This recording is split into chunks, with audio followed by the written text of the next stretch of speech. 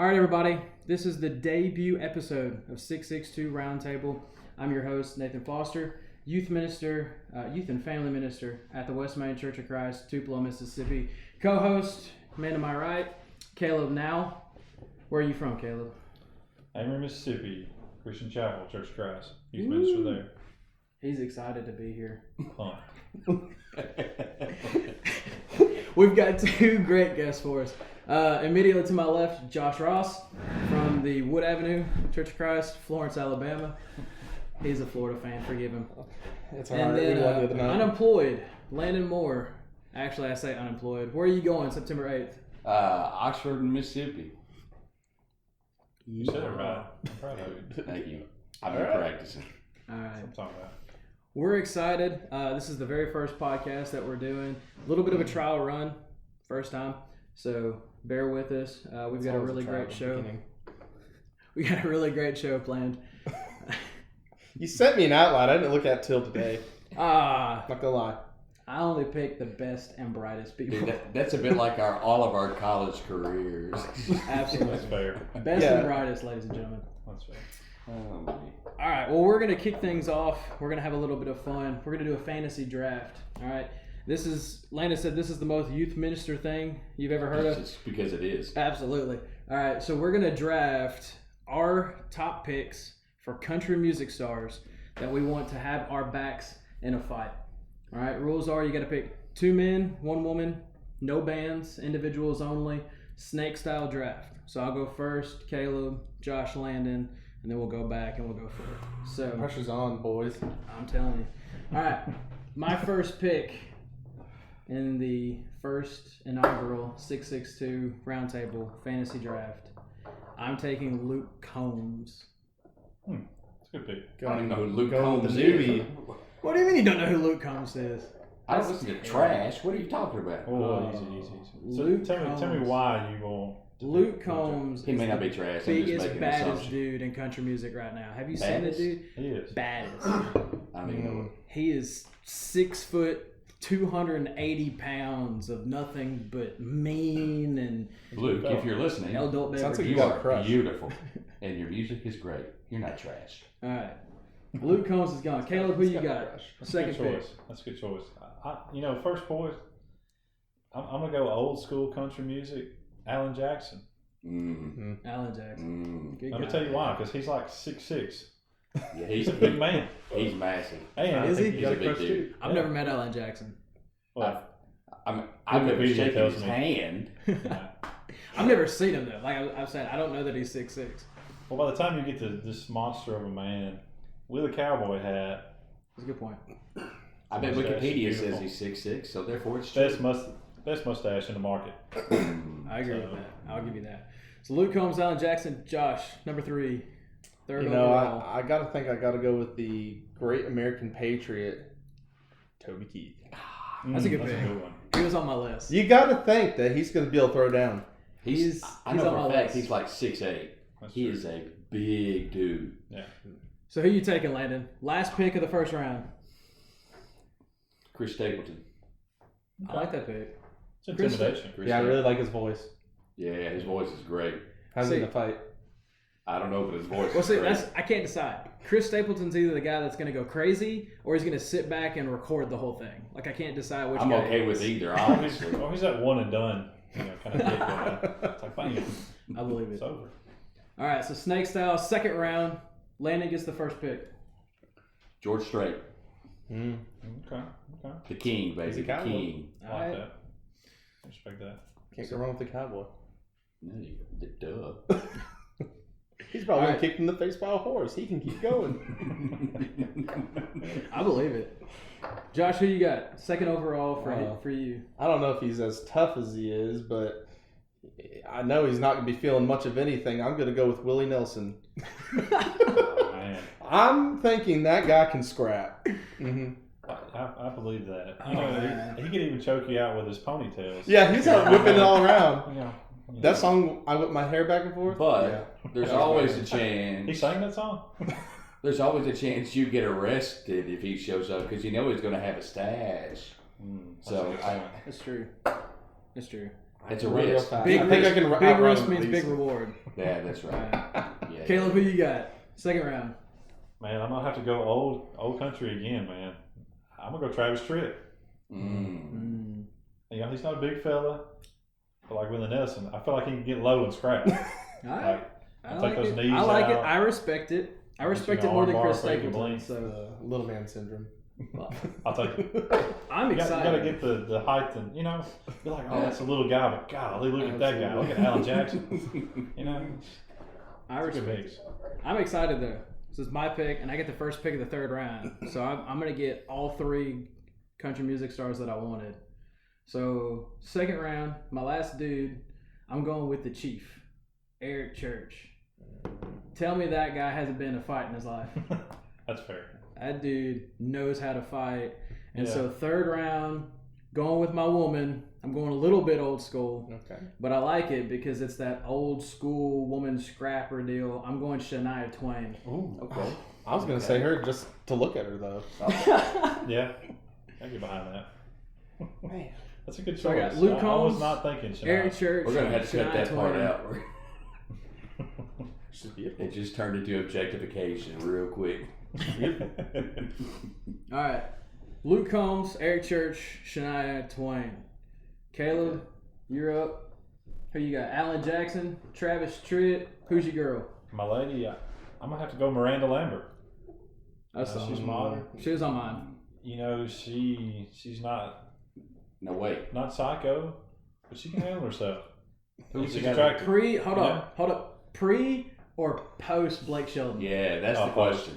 Post. Okay. Okay. You got it. You Yeah, know it's her gotta and be, Blake. it's gotta be post. They scrap. Because I feel like she can hit somebody with a baseball bat. and do That's some Carrie damage. Underwood though. She's the one that. Come on. Yeah, Hey, but hey, quit throwing out names here, all right? I'm sorry. It's your pick, I got Miranda. I'm gonna go with Carrie, Carrie. and I think that's because she's got a hockey player of a husband, and You think she that's picks scrap? up some tools of the trade. Oh yeah, I He bet doesn't- she puts him on his butt in hockey. So Mike Got Fisher, in all fairness, Mike Fisher, he averaged one fight a year in his hockey career. He's pretty mellow. That being said, he averaged one knockout a year in his hockey career. I mean, the dude can't go didn't wrong. fight often, You but can't go wrong. he could chuck him. All right, Landon, last pick. Look, mine's gonna beat all of y'all's because I'm going with Gretchen Wilson. I appreciate that. yeah, I appreciate that's a that. good The redneck woman herself. Yeah. Yeah. So She can be good all pick. first. At least she's got all her teeth in her Good head. pick. All right, that was just kick off, get the juices flowing. We'll put those teams on Facebook. We'll let viewers vote to see who has the best team. And I don't know. Should we put your shot collar on the loser? I think the shot collar for my Oh, dog come is on. gonna lose it. Yes. Just because you said Absolutely, that, I'm man. gonna lose. For I'm gonna get shot to death. I'm gonna have to call I mean, 911. there you Heart attack. You know, folks, if he's willing to lose, you might as well let's just vote strap for it on the you worst now. lineup. I'm sorry.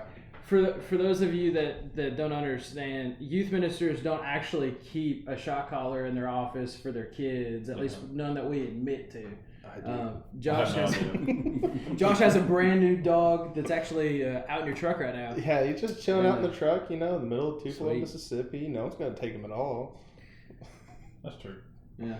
Not really. Somebody tell me. He's a yellow lab, and he's got to learn some things. Go Gotta be work. safe. He's some going to learn real things. quick. Not all the things, just some things. Well, he's going to learn my way of the land, pretty much. Oh, okay, I got you. I can appreciate that. Good owner. All right. Well, the reason we do this draft is because the topic that we're addressing today is something that has popped up a lot over the last month. And for those of you that live under a rock, at the beginning of this month, we had 2 mass shootings in the United States. El Paso and Dayton, both at the very beginning of the month, both very, very tragic. And we can all agree that was a very horrible thing that happened. Nobody is endorsing that. But it brings to mind this idea that the Christian in self-defense, should Christians be able to use or should they be able to use lethal force in the form of self-defense? And that's kind of what we're going to talk about today. So just right off the cuff, knee-jerk reaction, without digging into anything too terribly deep. What do you guys say? Should Christians be able to defend themselves? I don't know if it's a question of should. I don't know if, I mean, you shouldn't have to go too deep, but I'm not sure there's a whole lot of biblical precedent for self-defense, especially in the New Testament. But I'll be honest, I'm a gun owner. I carry a gun, and it's something I'm conflicted about, even being a gun carrier and a gun owner. Well, is it okay that I carry it? If I get in a situation where I have to use it, am I doing something wrong by using it? And so I really don't know. It's a hard question. And well, I think it's interesting because we automatically want to jump to guns. Right. And I get that. But the first part I think you got to answer is, do Christians have the right to defend themselves, period?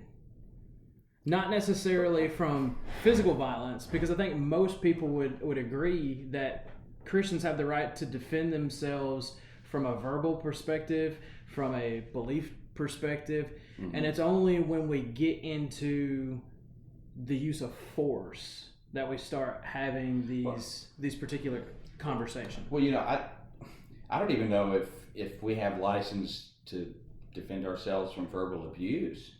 I mean, that if you read the Sermon on the Mount, Jesus explicitly says, somebody hits you on one cheek, okay, turn to the other one also. But I mean, he also didn't necessarily shy from an argument too. If people were saying something or doing something that would be conflicting, and he knows that people's hearts are hard in this situation, he would let them know. Mark chapter 3, there's a man with a withered hand, and they were waiting for him to do something. It was a Sabbath day, of course. That would have been viewed, in their opinion, as an act of work.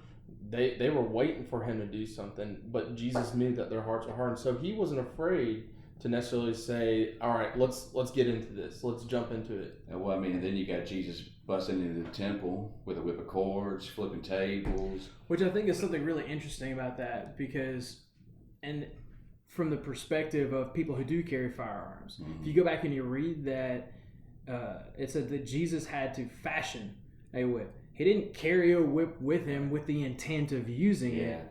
He came upon a situation, decided he needed a whip, went and found one, and came back. Well, I know my mama also never carried a weapon, but she'd tell me to go get a reed out of the back of the yard. So, I mean, it happens. You got to grab what you can, I guess. And that necessarily wasn't a self-defense act, but in a way, he was defending the house of the Lord. For sure. The temple there. So it could be very conflicting on many levels, for sure. I mean, I carry, but I also know my congregation is happy that I do that. Yeah. We go on youth trips. It seems like at least every other month, maybe, we're going on a trip somewhere. And it might be a little more local, a little more out of town. But in that situation, I think my parents have a peace of mind when they send their kids with me that I could, if necessary, Lord... Yeah. Hopefully not, but they want to know that there's that, and it's a peace of mind for sure. For sure. Well, and you get into something that we'll touch just a little bit later, but I think that's a good point, and we'll get to that in just a second. But I think one of the key passages that people believe is a endorsement of self-defense is Luke 22. Luke 22:36, where he says, if you don't have a sword, go and sell your cloak and buy a sword. And I think that's a really interesting passage. Caleb, what do you think? Yeah, I mean, I'm with these guys. I'm a gun owner. I have my enhanced carry permit. My eldership, my parents, they know. And I'm like Josh, as he said, it's something of safety for myself, but for us as Christians, we look at, for me, I look at the value of a soul. When it comes down to it, if we're talking about the self-defense, if I have a man coming into a situation and, I have 200 people in this building, I've got to make a decision. the state legally has given me the opportunity to make that decision. And it comes down to a personal. Doesn't make it easy, but when it comes to it, you got to look at the value of these souls. And that's, for me, that's what I have to look at, because as my responsibility as a youth minister, I'm guarding these kids. And if I have to lay my life down for these kids, I'll do it. I'll do it in a heartbeat. But as you said, you get back to the text that they use most. At the end of that verse 36, and whoever has no sword is to sell his clothes and to buy one. I'm like Landon said, I'm in a tough spot. It's Well, I don't know. and if you keep going in this passage, Yeah. Peter gets rebuked for pulling one. Right, and I think that's funny because I don't know if you guys follow Radically Christian. That's Wes McAdams from Texas. He does a really great blog. If you get a chance, look it up sometime. It's radicallychristian.com. He actually wrote an article about this, and it was Luke 22:36 re-examined. And his argument in that blog post is that this wasn't a call for self-defense. This was Jesus wanting to make sure that a prophecy was going to be fulfilled. From Isaiah 53. Exactly. Right. So you've got that whole situation happening, and so people point to this, and my point is, again, I'm with you all, which I think is interesting, because all four of us are guys that believe in the ability to carry a firearm, specifically for protection, not so much for ourselves, but for other people. And I think mostly people appreciate that. But Pew Research Center in 2017 did this, and they found that Christians as a whole, however they defined Christians, I didn't read the whole study, but in 2017 that study says that somewhere between 33 and 37% of Christians do not believe that Christians have the right to self-defense in the terms of using force of any kind, much less lethal force. And I think that if you ask most responsible gun owners, they have them, and they hope that they never have to use them. Sure. And I think most people can agree on that we have guns for recreation, but the idea of taking another life is something that is, we hope that we never have to do. And a lot of people, they'll take the fruits of the Spirit, one being peace and gentleness, and they look at that and they go, I need people who practice that all the time. And I get that. Mm-hmm. I get that. But I also think that me, as someone who carries, I'm not doing it with wickedness in my heart. Yeah. I'm not doing it to be an avenging spirit kind of thing against the wicked. My role is simply, in a way, I think what Caleb kind of said, as if this is someone who's coming into a building, a church building, wherever it may be, with wicked intentions, because really, if you're coming in with an automatic rifle into a building like that, there's really not a good reason for that weapon to be there. Yeah. And of course, you examine the situation, you see, but I think I would have to take action. I want to tell those parents of the youth kids in my youth group that I can bring them home safely. And however that is, even if there's trauma, even if there's quarrels there, if I can say I got these kids home safely, even because of actions that I took to make sure they're safe, I'm okay with that. Well, I think it's interesting because I know you can't, but I'd like to be able to talk to the people in that research, because I think that your views from a personal perspective may change when you're talking about, do Christians have the right to defend others? And I think that's a big difference that people make is, for us being ministers, it's not just us that we're worried about. It's kids, it's generally speaking, people who don't have the ability to defend themselves, especially when you're talking about trips. Like we took our kindergarten through fifth graders to the Memphis Zoo. None of those kids know how to defend themselves. It's just, that's... You might be surprised. Well, My parents always said that I was too annoying that kidnappers would like give me back. Give me back. Yeah. So it didn't really apply to me. So We try to do that too. but again, it's one of those things that I think is different. It's something you have to think about. Do your perspectives change when you're talking about protecting others versus defending yourself, and how do you define protecting others? I know I don't carry for myself.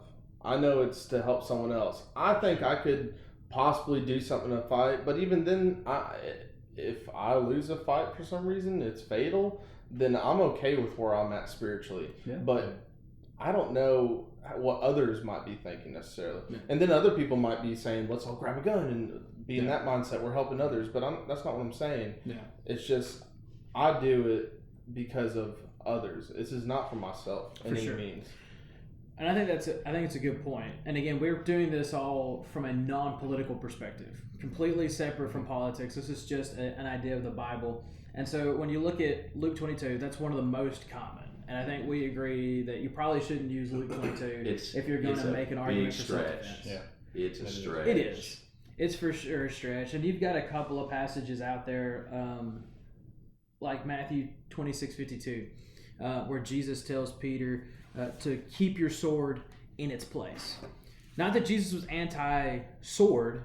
He just wanted to be sure that everything was in its place. That's an argument. One of the other, and I think one of the only arguments that you can make compellingly is that of Romans 13.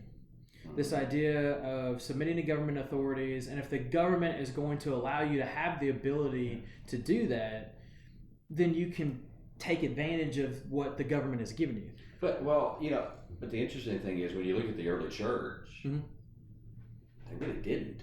Yeah. Like when violence was shoved in their face or persecution, they didn't fight back. Well, that's when you get into the intent of it too. Right.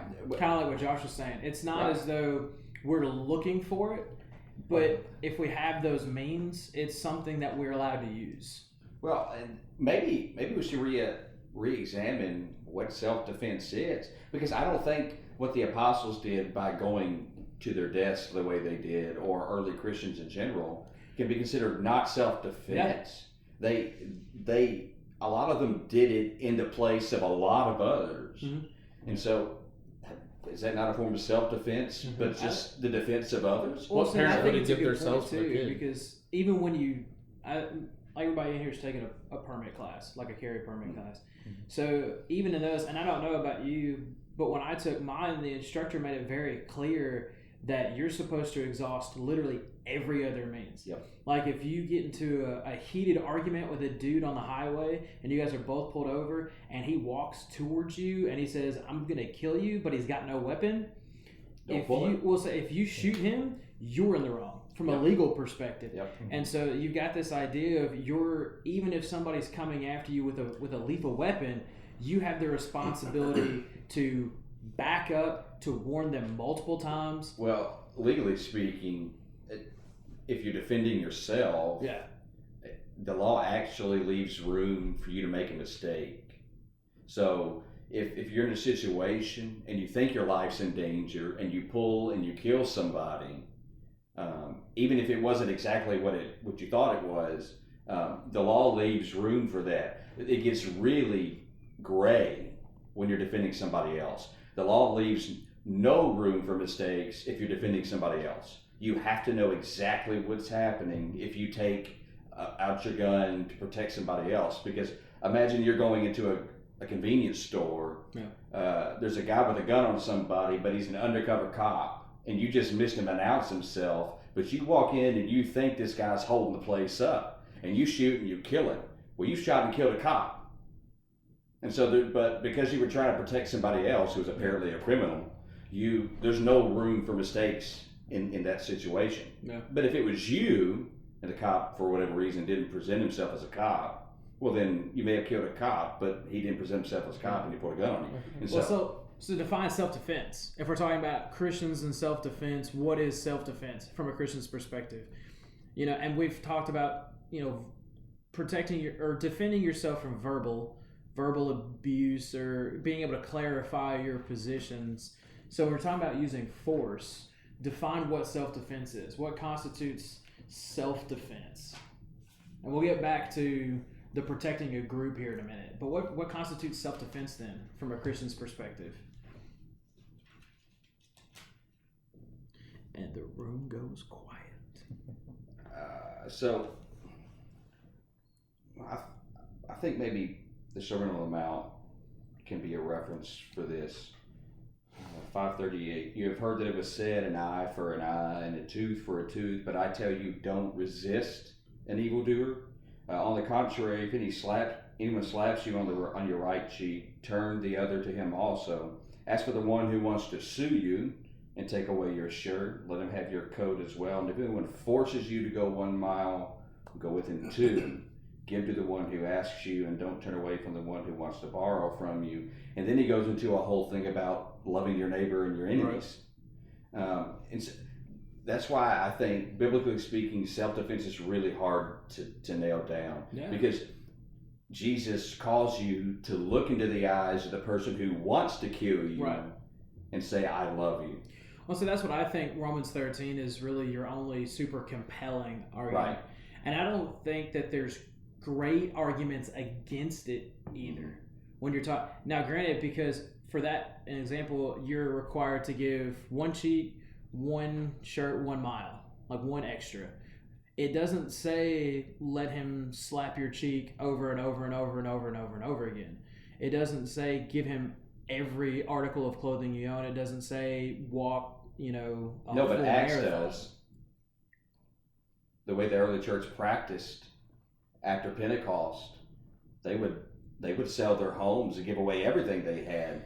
Yeah, but that's from a perspective of helping each others, though. Right, it wasn't about persecution. Well, but aren't those who are persecuting, by definition, aren't they in need of Jesus just as much as somebody who's poor and has nothing? Absolutely. But we're also commanded to take care of our number first and then focus on others. We're also talking about people that actively seek to persecute us in terms of, because you're not worried about self-defense from just every other average Joe on the street. You're practicing self-defense from every single person that is actively trying to hurt you. And I think that's a big, when you're defining what self-defense is, you've got to put that in there, that somebody is actively trying to harm you. Isn't that the nature of an enemy, though?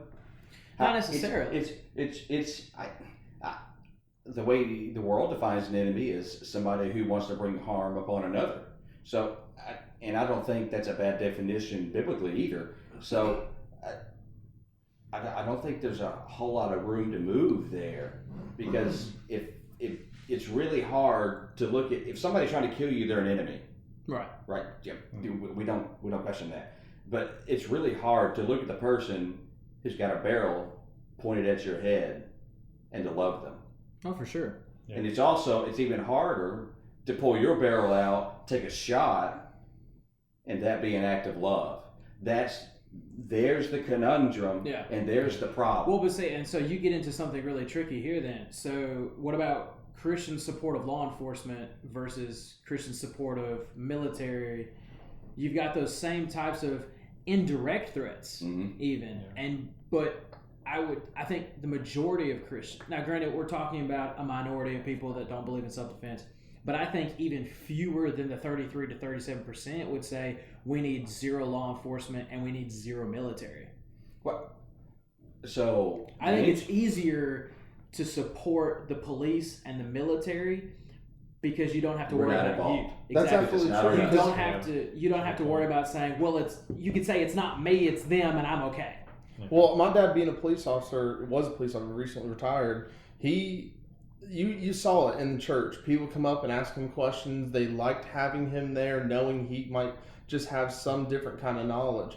But then the young man who just graduated high school, he now goes into the military, and then people are in an uproar over that. Yeah. People were saying that this is not right. What is one version versus another any different? And I think people are saying, well, technically it might not be as dangerous being a police officer. That is not the case at all. That is not where you are. It depends on where. Well, my dad worked in Miami. Your dad works narcotics in South Florida. Yeah. I mean, that's pretty high on the danger. Yeah, that's true too. But I mean, people are just. It's crazy the perspective that people leave out. Mhm. It's not necessarily the perspective they put in, because they can argue one side all the time, but the perspectives they leave out. Yeah. And so when that happened, I mean, people were just on an uproar. Dad, he did his job. He lived as a faithful Christian. I don't know all the details, but I mean, as far as I know, there's nothing that would make me think in my head that my father wouldn't go to heaven. There's nothing that would be there. Well, the interesting thing is our religious tradition, the Right. Churches of Christ, up until about the 50s, were staunch pacifists. Like our founders, Jesus is the founder of the church, but the Restoration Movement brief leaders, theology lesson here for a second. the Restoration Movement leaders, Right. They preached more on pacifism than they did just about anything. Yeah. I mean, it was almost required of members of our churches up until then to be either conscientious objectors or to be in non-combat roles. Yeah. And so there was a shift, and technically I think we're still on the list that if we go into the military, they'll ask you if you're on the list of groups to be a part of a non-combat role, you get to choose. Right. But I think it says something that the beginnings of our traditions movement up until post-World War II were heavy pacifists. And I would assume that was all inclusive. Well, you also have to self-defense, think, police, and military. Well, and you've also got to think for a second, that was at a time that everything was violent. Everything was violent. You've got movies, the wars were going on, and so the idea of the church being pacifist, yes, I think they were approaching it from a biblical perspective, but at the same time, it was such a negative mindset. And so I think that's interesting because I think the problem is at some point it became not negative to be involved in violence. Absolutely. And so, I mean, because people glamour, I mean, and that's the argument today, right? That's the argument, and without getting super political at all, but that's the big argument today, is that we, what's the word? I don't know. We romanticize violence.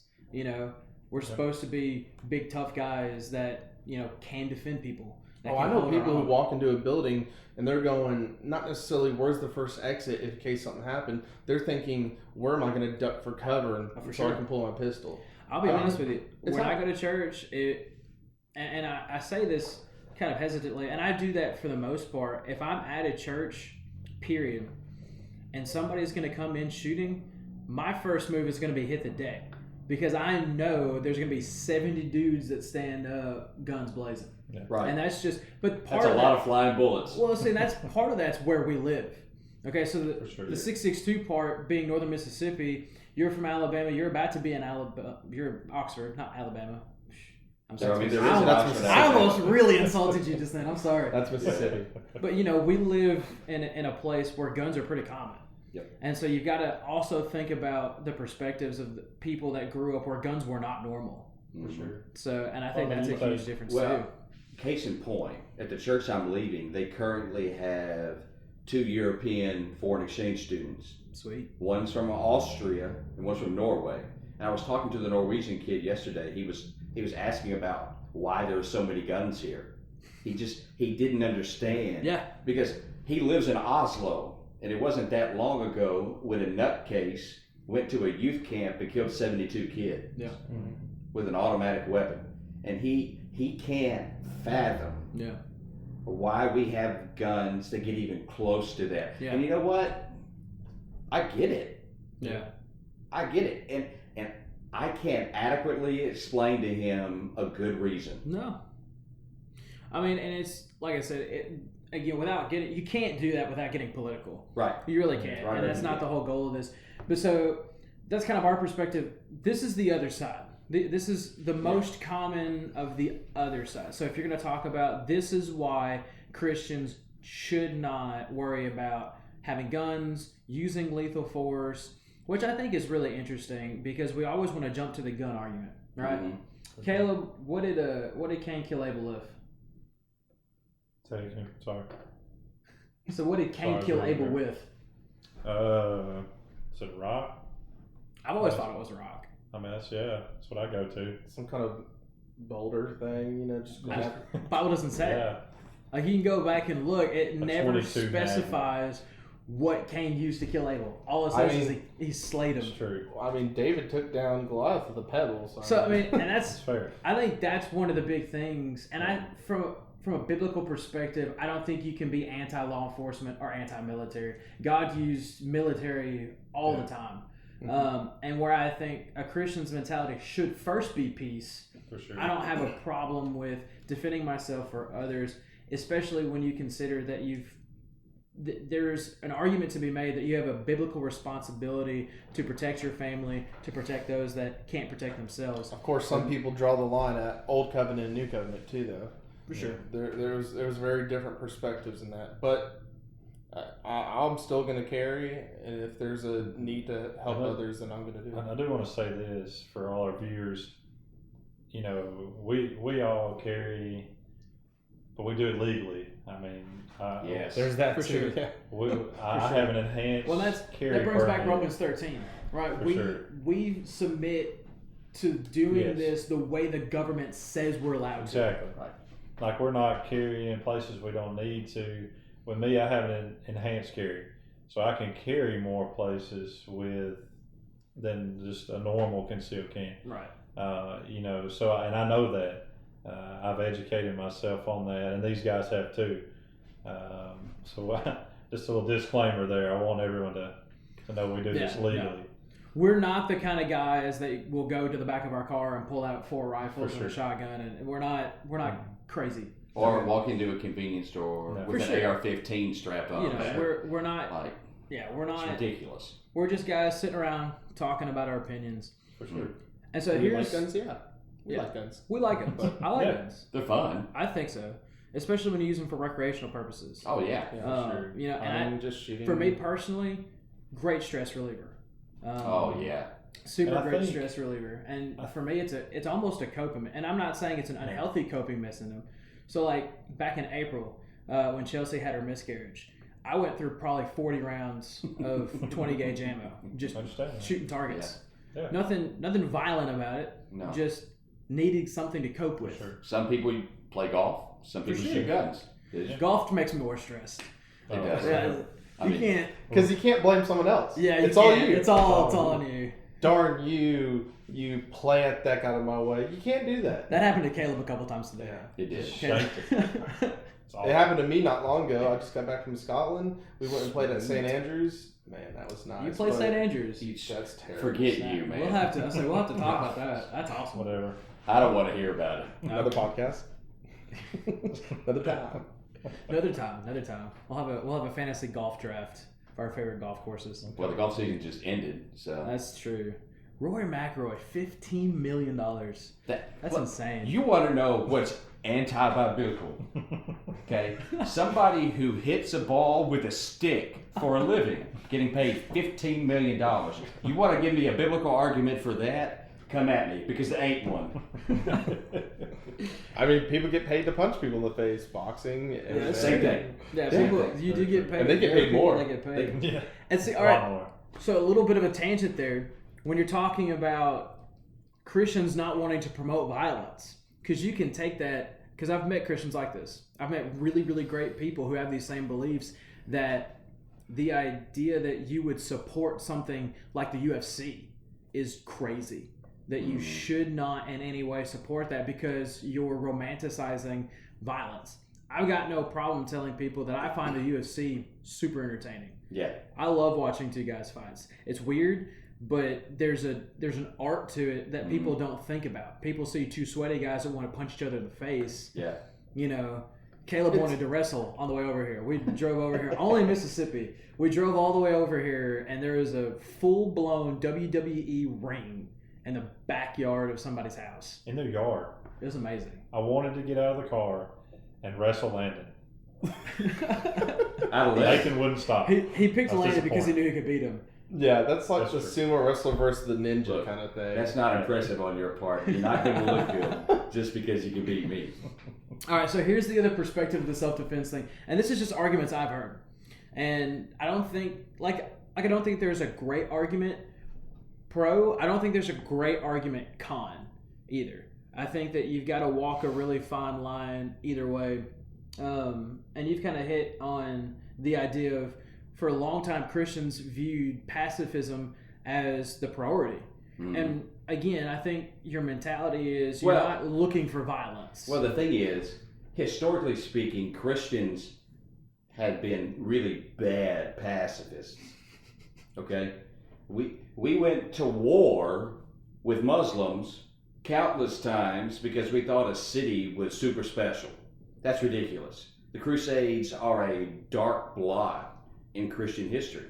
But then at some point, it went from take up arms and kill Muslims so we can save Jerusalem to you don't need to be doing any violence at all. We're totally going to get blocked on YouTube because you just said kill Muslims. Well, it's historical. I think I have a problem with that. It's a historical context. Right. But we are not promoting the death of Muslims at all. Not at all. Down. Most Muslims are great people. But I mean, if you look at a lot of too, at least in our perspective, in our country, it's usually we have to be hit first, and then we retaliate, we react. But then you might say turning of the cheek. Well, see, and I also think too, and I think again, it's a motive thing, and motives are so hard to judge because you can't judge motives unless somebody you can't see or hear one. You can't judge motives unless somebody flat out says it. But I think one of the big problems with that is, yes, as a country, as a group of people, generally speaking, you have to hit us first before we retaliate. That being said, we are way more than happy to retaliate. Yeah, absolutely. This goes back to the eye for an eye. Right, and see, but and I like that verse, but at the same time, I think it's a way, how do you view that verse? And I think that's what it boils down to. When you're like, okay, this dude poked me in the eye, I get to go poke him in the eye. I don't think that's the intention of the verse. I think the intention of that, it's a limitation, right? An eye for an eye, it means if you take my eye, I don't get to take both your arms. I get to take your eye. And by no means did Jesus think we wouldn't run into arguments, disagreements with people. For sure. I mean, just in promoting the Bible and spreading the gospel, people can disagree with that. Yeah. There are people who are out there who are as passionate about what they do and the things that they believe to the point where they would argue so bad that we're wrong. I mean, look at Landon. It's a disagreement. I don't know if it's a backhanded compliment or not. The many nights we spent in the dorm arguing about stuff. But we opened the Bible and we did it. I respect Landon so much for being able to defend his beliefs as well as he does. There are a lot of people that will just flat out fight and they have no ability to articulate why they believe what they believe. Not the case with Landon. That's fair. All right. So here's the other side. This is how I've heard it, and I'm not gonna single these guys out because I didn't ask their permission beforehand. But Go ahead. What? Go ahead. Go ahead. We don't care. He's a relative of mine. That's all I'll say. He's a relative of mine. But we had this conversation a while back, and he said, "This is the thing." He said, "If I'm going to shoot somebody," he's like, "because I'm not shooting to wound." He's like, "If I'm shooting somebody, my intention is to neutralize that threat." Right? So he says, I am effectively choosing to send somebody to hell before I give them a chance or give myself a chance to have a conversation with them and basically try to convert them. Not right there in the moment.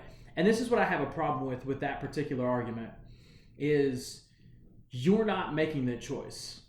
The choices that guy made that led him to break into your house and threaten your life or your family, those are the decisions that's going to effectively send him to hell.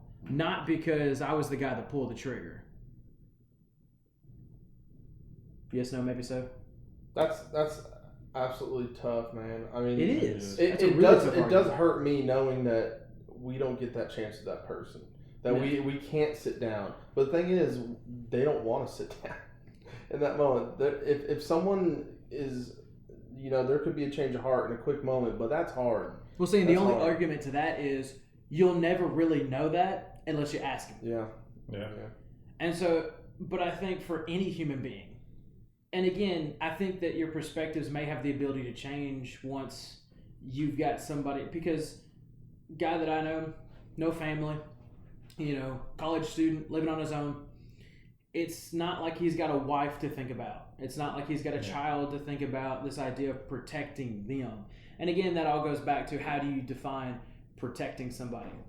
Are you willing to let an intruder kill your family because you're content with where you are spiritually for a family standpoint? And I think that's something that most people can't fathom, letting a stranger into your house kill you, your wife, your newborn baby, knowing that you're all going to be okay spiritually. So do you define protecting as stopping that guy, or do you define protecting as being okay spiritually?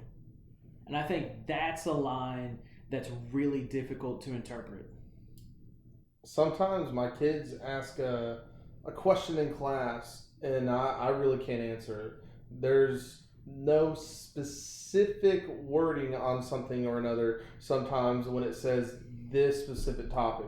And Absolutely. You could go across the board with so many of those things. But sometimes they ask those questions, and I can't say it's a God thing. It's going to be God's decision in the end. I just tell them it's God logic. Well, so that's God logic. I don't like playing judge. I really don't. It's not my place. We're It's not called to. We're not supposed to. For sure. We're actually told the exact opposite. Yeah. So it's one of those things that it is hard. And so when we're talking about, obviously based on what's happened at the beginning of this month, the narrative that's coming from the current, climate that we're in, it's always about guns. Yeah. You can't look for that argument in the Bible. Guns didn't exist. Sure. It would have been a lot easier if the Bible had addressed every topic that was going to happen from now till judgment. When it came to guns, medical marijuana, fill in the blank. Absolutely. Everything that we're facing right now. Yeah. What about you, Caleb? You've been quiet today, man. You've been talking all day long, and He now must we have get lost here in in front of a golf. microphone. Tired. Look at this. He lost in You've golf. got to talk, because Drew Bruce is convinced that there's no way you're going to be talking for an hour on these shows. That's true. And so far, you're proving it right. Whatever, Drew Bruce. I hope Drew Bruce watches this. He will. I really do. I'll make him watch it. You make him watch it? Drew Bruce. All right. Man, you look at, we're talking about the self-defense topic. These people, we're talking about the minority that don't believe, but also the people with this wickedness in their heart. Yeah. I mean, we look through Scripture from the beginning. Wickedness has been there, and God dealt with it. Yeah. He sent angels down to take care of armies. He's put people, David, Goliath. I'm not saying that necessarily God has put me here to kill this guy, that's fixing to kill 200 people. Right. I can't tell you that, because I don't think he did. But God has handled this wickedness throughout the years. I'm not saying God's placed people to take care of these people. That's not what I'm saying. But we have to respect, like for me, from a young age, my father, both of my grandfathers, they showed me that respect for the firearm, for God, for others around me. And you see generations over hundreds of years, thousands, that they put God on the back burner. This wickedness is a word I want to use. It's been there, and So that's why I bring Cain and Abel. Exactly. It's not about the weapon. It's about It's not.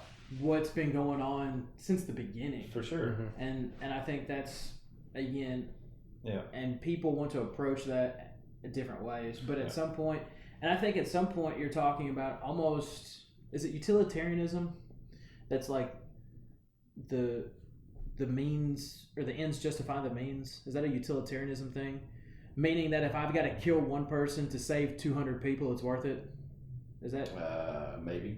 I'm Yeah, not it's sure. a bunch of idiots. I can't remember if that's utilitarianism or not. I should. We just talked about that in Sunday's class. Well, I got a terrible memory. This kind of brings in Bonhoeffer. Bonhoeffer. I was hoping he was going to mention Bonhoeffer. So It's just such a fun name. It is. Well, I love the guy, but He loves you. I hope he does. He told me that. He told us last night. He's been dead for 70, 80 years. So I don't know how you talk to him. May get my money back from that Ouija board then. So obviously Bonhoeffer was a German theologian, early 20th century. Obviously. Escaped Nazi Germany, but then escaped to America, but then chose to go back because he felt, if I don't suffer along German Christians, I have no right to help with the reconstruction of Christianity in Germany. So he went back and he was involved in, he signed up for the German Secret Service as a double agent, so he was supposed to be reporting back, but instead he used it as an opportunity to help Jews escape. He was also involved in really multiple attempts to kill Hitler. And so, he was eventually caught because of helping to save Jews, and he was put in prison and he was hung. But happy ending, yeah. Bonhoeffer's teachings are staunchly pacifist. Yeah. Well, see, that's the other argument. So the first argument that I've heard against it is you're actively making a decision to send somebody to hell. And that's a big one. And the other one is, should Christians not be more pacifist than guns blazing, for lack of a better term? And I think Bonhoeffer, if I'm not mistaken, he was fully aware that being associated with a plot to kill another human being, as evil as he was not right. But yet he was willing to do it anyway. Yeah. And that kind of creates, because it can't be the first time in history that a Christian's been in that position. Not at all. And it won't be the last. I don't think it'll be the last. It won't be the last either. For sure. Well, and you've got to, again, go back to like Christians in the military. They, on a day-to-day basis, may have to make decisions to end human life. And that's not a decision that I say that not anybody, but I hope nobody makes that decision lightly. Yes, there are people out there that don't care about human life. We've seen that. But at the same time... Well, the question is, we're not the judge. The Creator is the judge. For sure. But how much is a soul worth? Yeah. Because Bonhoeffer obviously thought that the soul of Hitler was worth getting rid of for the people of Germany. For sure. Right?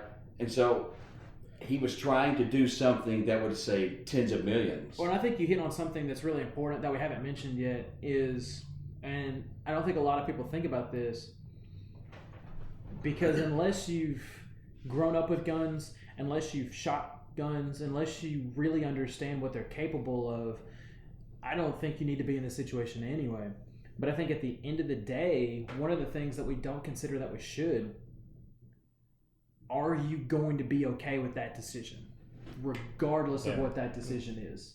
That's what police and military say every day. Exactly. And some of them suffer for it. They have post-traumatic stress disorder and things of that nature. And that's a man who shot up started in the baggage claim of Fort Lauderdale, Florida, the airport there.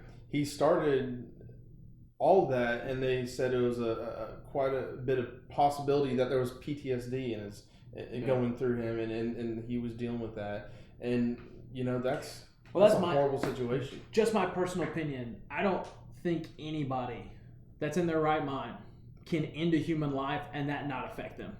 I don't. Sure. I think there are people out there that can cope with it better than others, but I don't think that just doesn't affect you.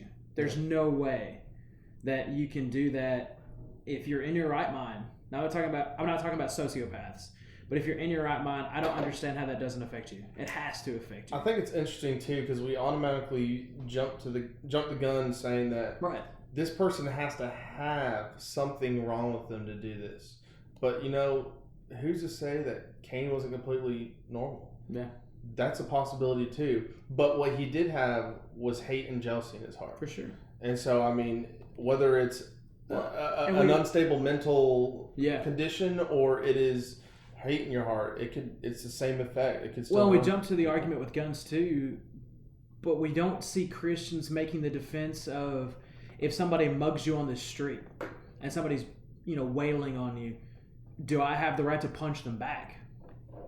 Nobody ever brings up that scenario. Mm-hmm. We always want to talk about lethal force, and so that's why I think you've got to settle can Christians defend themselves or protect themselves first, and then you go on into lethal force. Wow. Because I don't know that I would make the argument. Of course, either way you look at it, I don't know that you would make the argument that if somebody's trying to beat you repeatedly, you're not allowed to punch them back.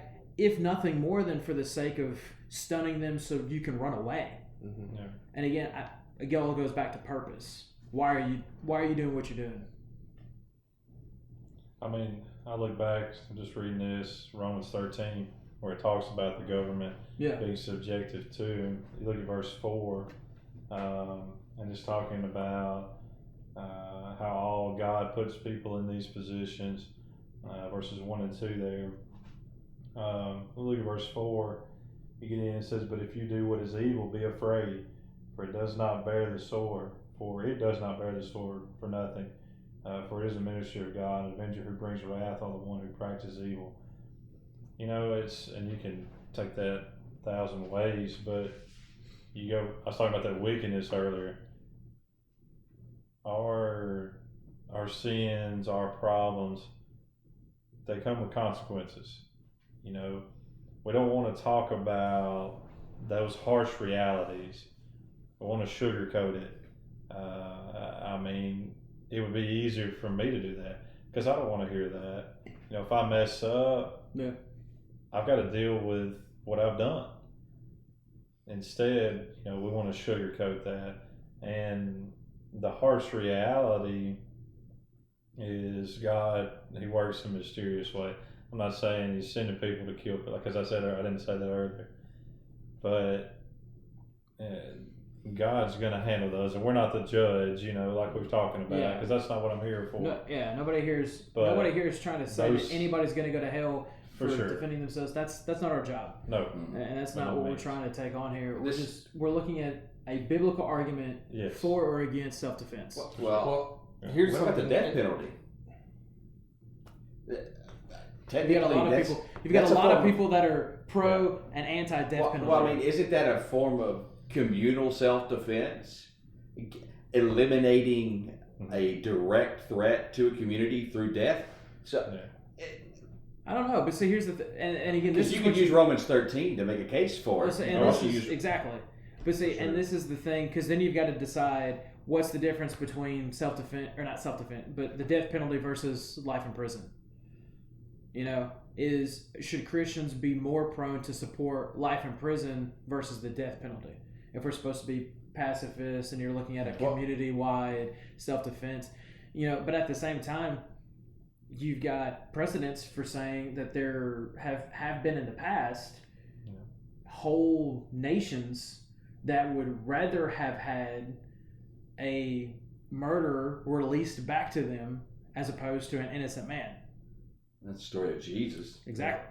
Let me drop a bomb on you here. 2 Peter chapter 2, verse 13. You can't say that. A scriptural.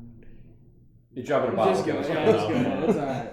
Maybe YouTube will shut us down. 1 Peter 2, verse 13. Therefore, submit yourselves to every ordinance of man for the Lord's sake, whether to kings as supreme or governors, as to those who have sent him for the punishment of evildoers and for the praise of those who do good. For this is the will of God, that by doing good you may put to silence the ignorance of foolish men, as free, yet not using liberty as a cloak for vice, but as bondservants of God. Honor all people, love the brotherhood, fear God, honor the king. Which goes back to your motives. Yeah. That's a huge thing, and it goes back to your motives. And again, I think that's the argument that you make from a self-defense perspective. I think that's the argument you have to make. Why am I willing to do this? Just because it says in verse 14 here that there are people sent by him for the punishment of evildoers doesn't mean that we're those people that need to be vengeful in that way. But then also, we don't need to use what we have, the liberty it's talking that we have to bear arms. We don't need to use that as a cloak for vice, as a cloak for wrongdoing. Yeah. And, you got to keep your motives right. You got to be right in your heart there. You do. And I think that there are people that have gone through situations that their perspectives completely change on this topic. I think if you're somebody who's been adamantly self-defense and you've had to take a life, I can see where that would make you completely flip-flop your argument. For sure. It goes back to me saying, I just don't know that you could do that and be the same person afterwards. Well, that's the way life works, isn't it? It's situational. Your convictions tend to be determined for sure by situations that you end up finding yourself in. Yeah. Even religious convictions. Absolutely. Right? Well, I mean, you take that for religious perspectives, and that's what I tell our kids that all the time. I was like, you guys have to remember when you're having a conversation with your friend, you grew up in the church. You grew up in the Church of Christ. You've been taught that you are absolutely right for 17 years. I was like, the friend that you're talking to has been taught the exact same thing, just in a different church. I was like, so your convictions and their convictions are the same. I was like, and you have to figure out a way to get past that, but it's life situations have dictated beliefs. Right. And so you can get to a point where those change, obviously, but I think it's difficult. This isn't supposed to be political. Oh, here we go. Well, there's no endorsement of one side or the other. But as Christians, I think we have a religious duty to back common sense legislation for guns. I hate the term and I'm not picking on you. I hate the term common sense because your common sense and my common sense are not the common same. sense is common sense to me, and I have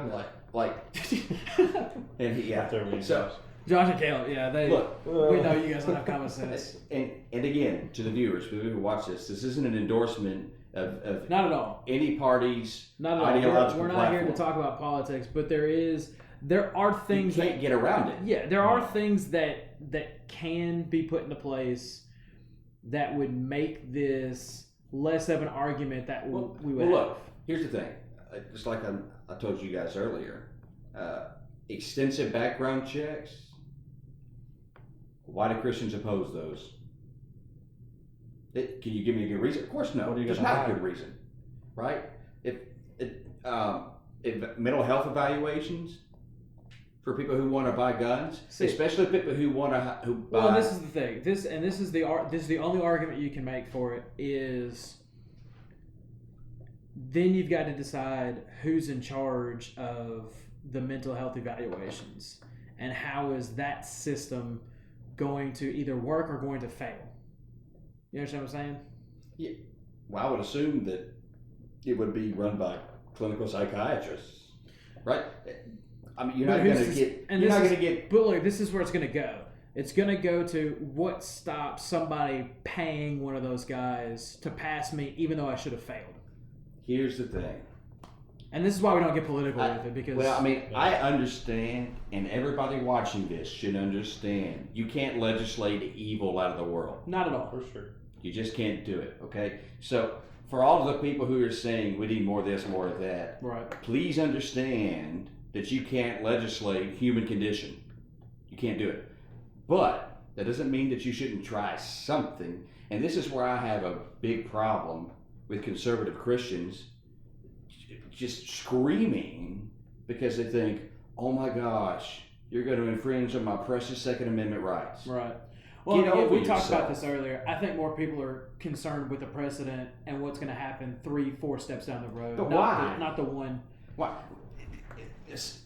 Theologically speaking, Jesus tells us, don't worry about tomorrow. Yeah. Well, but here's Don't worry about what's going to here's come the thing next. too, though. As Christians, when you talk about from a religious perspective, when you look at Romans 13 where it says submit to the authorities, does that mean that Christians, because I'm not a big fan of when churches promote, hey, go vote Christian. If we really wanted to vote Christian, we wouldn't vote. I mean, if you're gonna support a politician that's squeaky clean, you just wouldn't vote. That's how it is.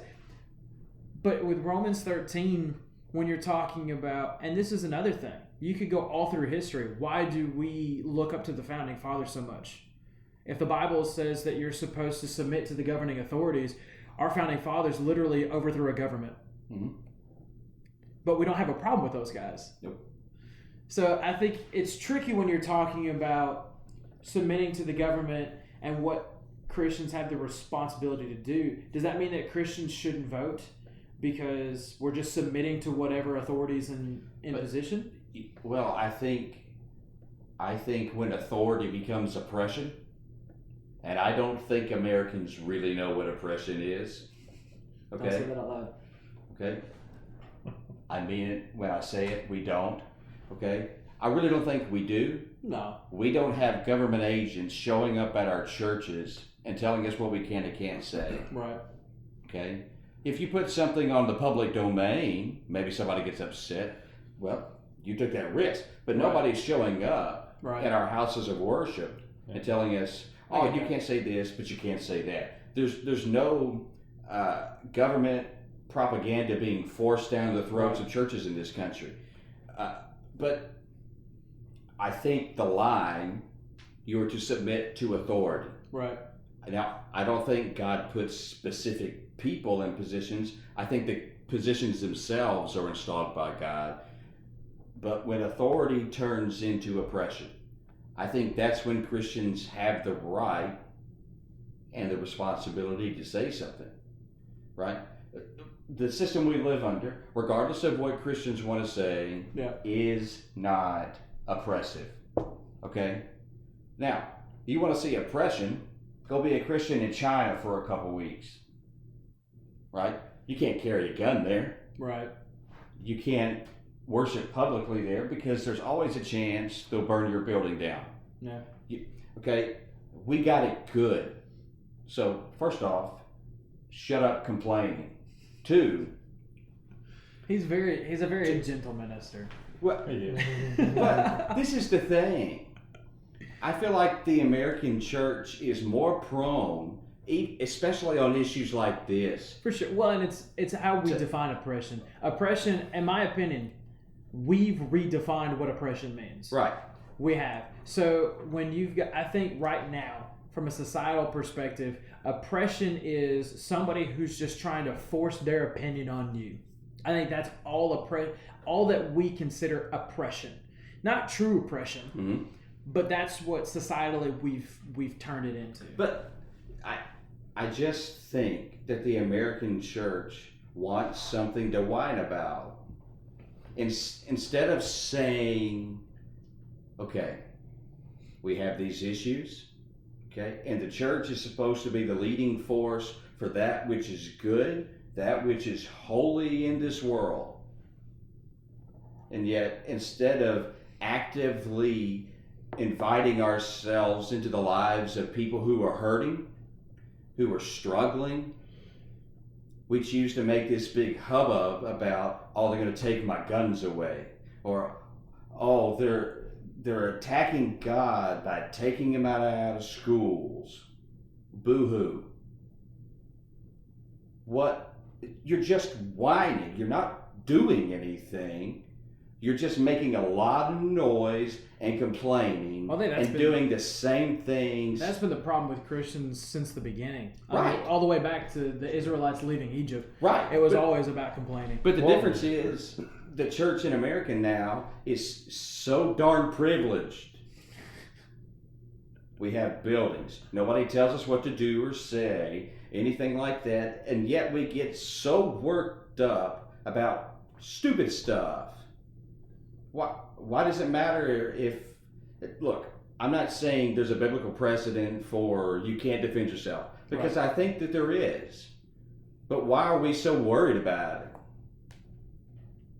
because I think maybe this is the crux of it all. Can you defend yourself? Yeah, I think so.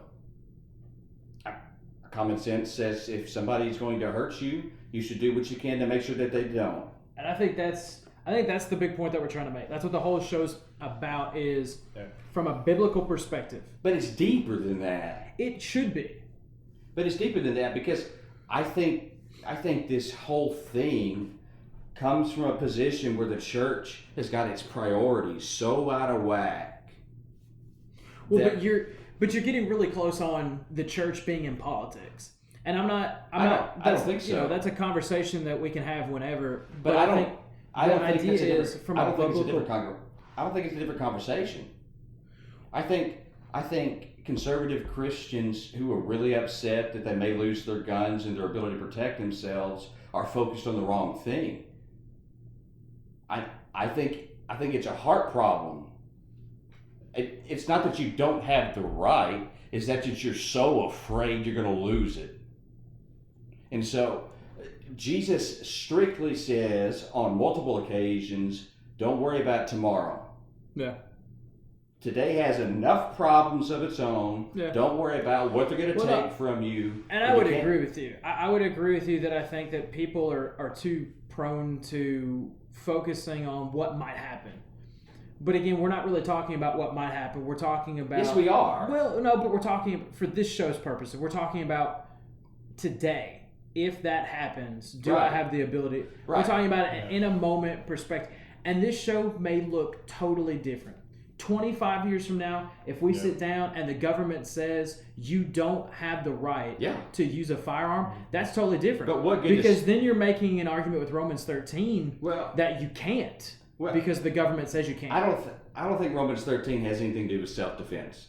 Oh, it's about so many. I'm saying, but if you're going to use Romans 13 and say the government allows me to have a firearm to defend myself, if in 25 years you're going to have to use Romans 13 to say, I've got to submit to government because they say I can't. Does that make sense? But then you have to determine, is that oppression worth going against authorities? And I think, but you're rounding back to the whole point is, are you okay making the decision that you need to make or that you're going to make? I'm not saying that we're trying too much to focus on what may or may not happen. Well, but I think Scripture, it's pretty gray. And I'm going to say this now. Scripture is gray on a lot of things. Anybody who thinks that you can find all the answers you need to every question you have from Scripture is lying to yourself, because they're not all there. It gives you what you need, but it doesn't give you everything, right?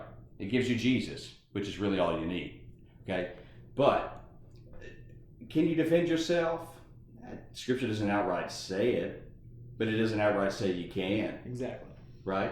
So, if you find yourself in a situation where you have to do it or don't do it, right? You have the freedom to do both. The key is, can you live with that decision? And that's what we're trying to get to this point is, from a biblical perspective, you can make an argument if you want to go down that way. You can make an argument to an extent of being able to defend yourself. You can make a compelling argument using Scripture to say that you shouldn't. I think what it boils down to, for me anyway, is, one, are you going to violate your conscience when you make that decision? And two, are you going to be able to live with it afterwards? And I think those are the only two things that Christians need to answer if they're focused on, can I defend myself? If you're going to be completely comfortable in your life saying, I'm never going to own a gun, I'm never going to defend myself regardless of what's going on, I think that's fine. Yeah. I think you have that right. I think the Bible backs up that right for you to do it. But I think that the Bible can back up the right for me to say, I'm going to protect those, whether it's myself or not, or it's my family, or those that I have a biblical obligation to protect because they can't protect themselves.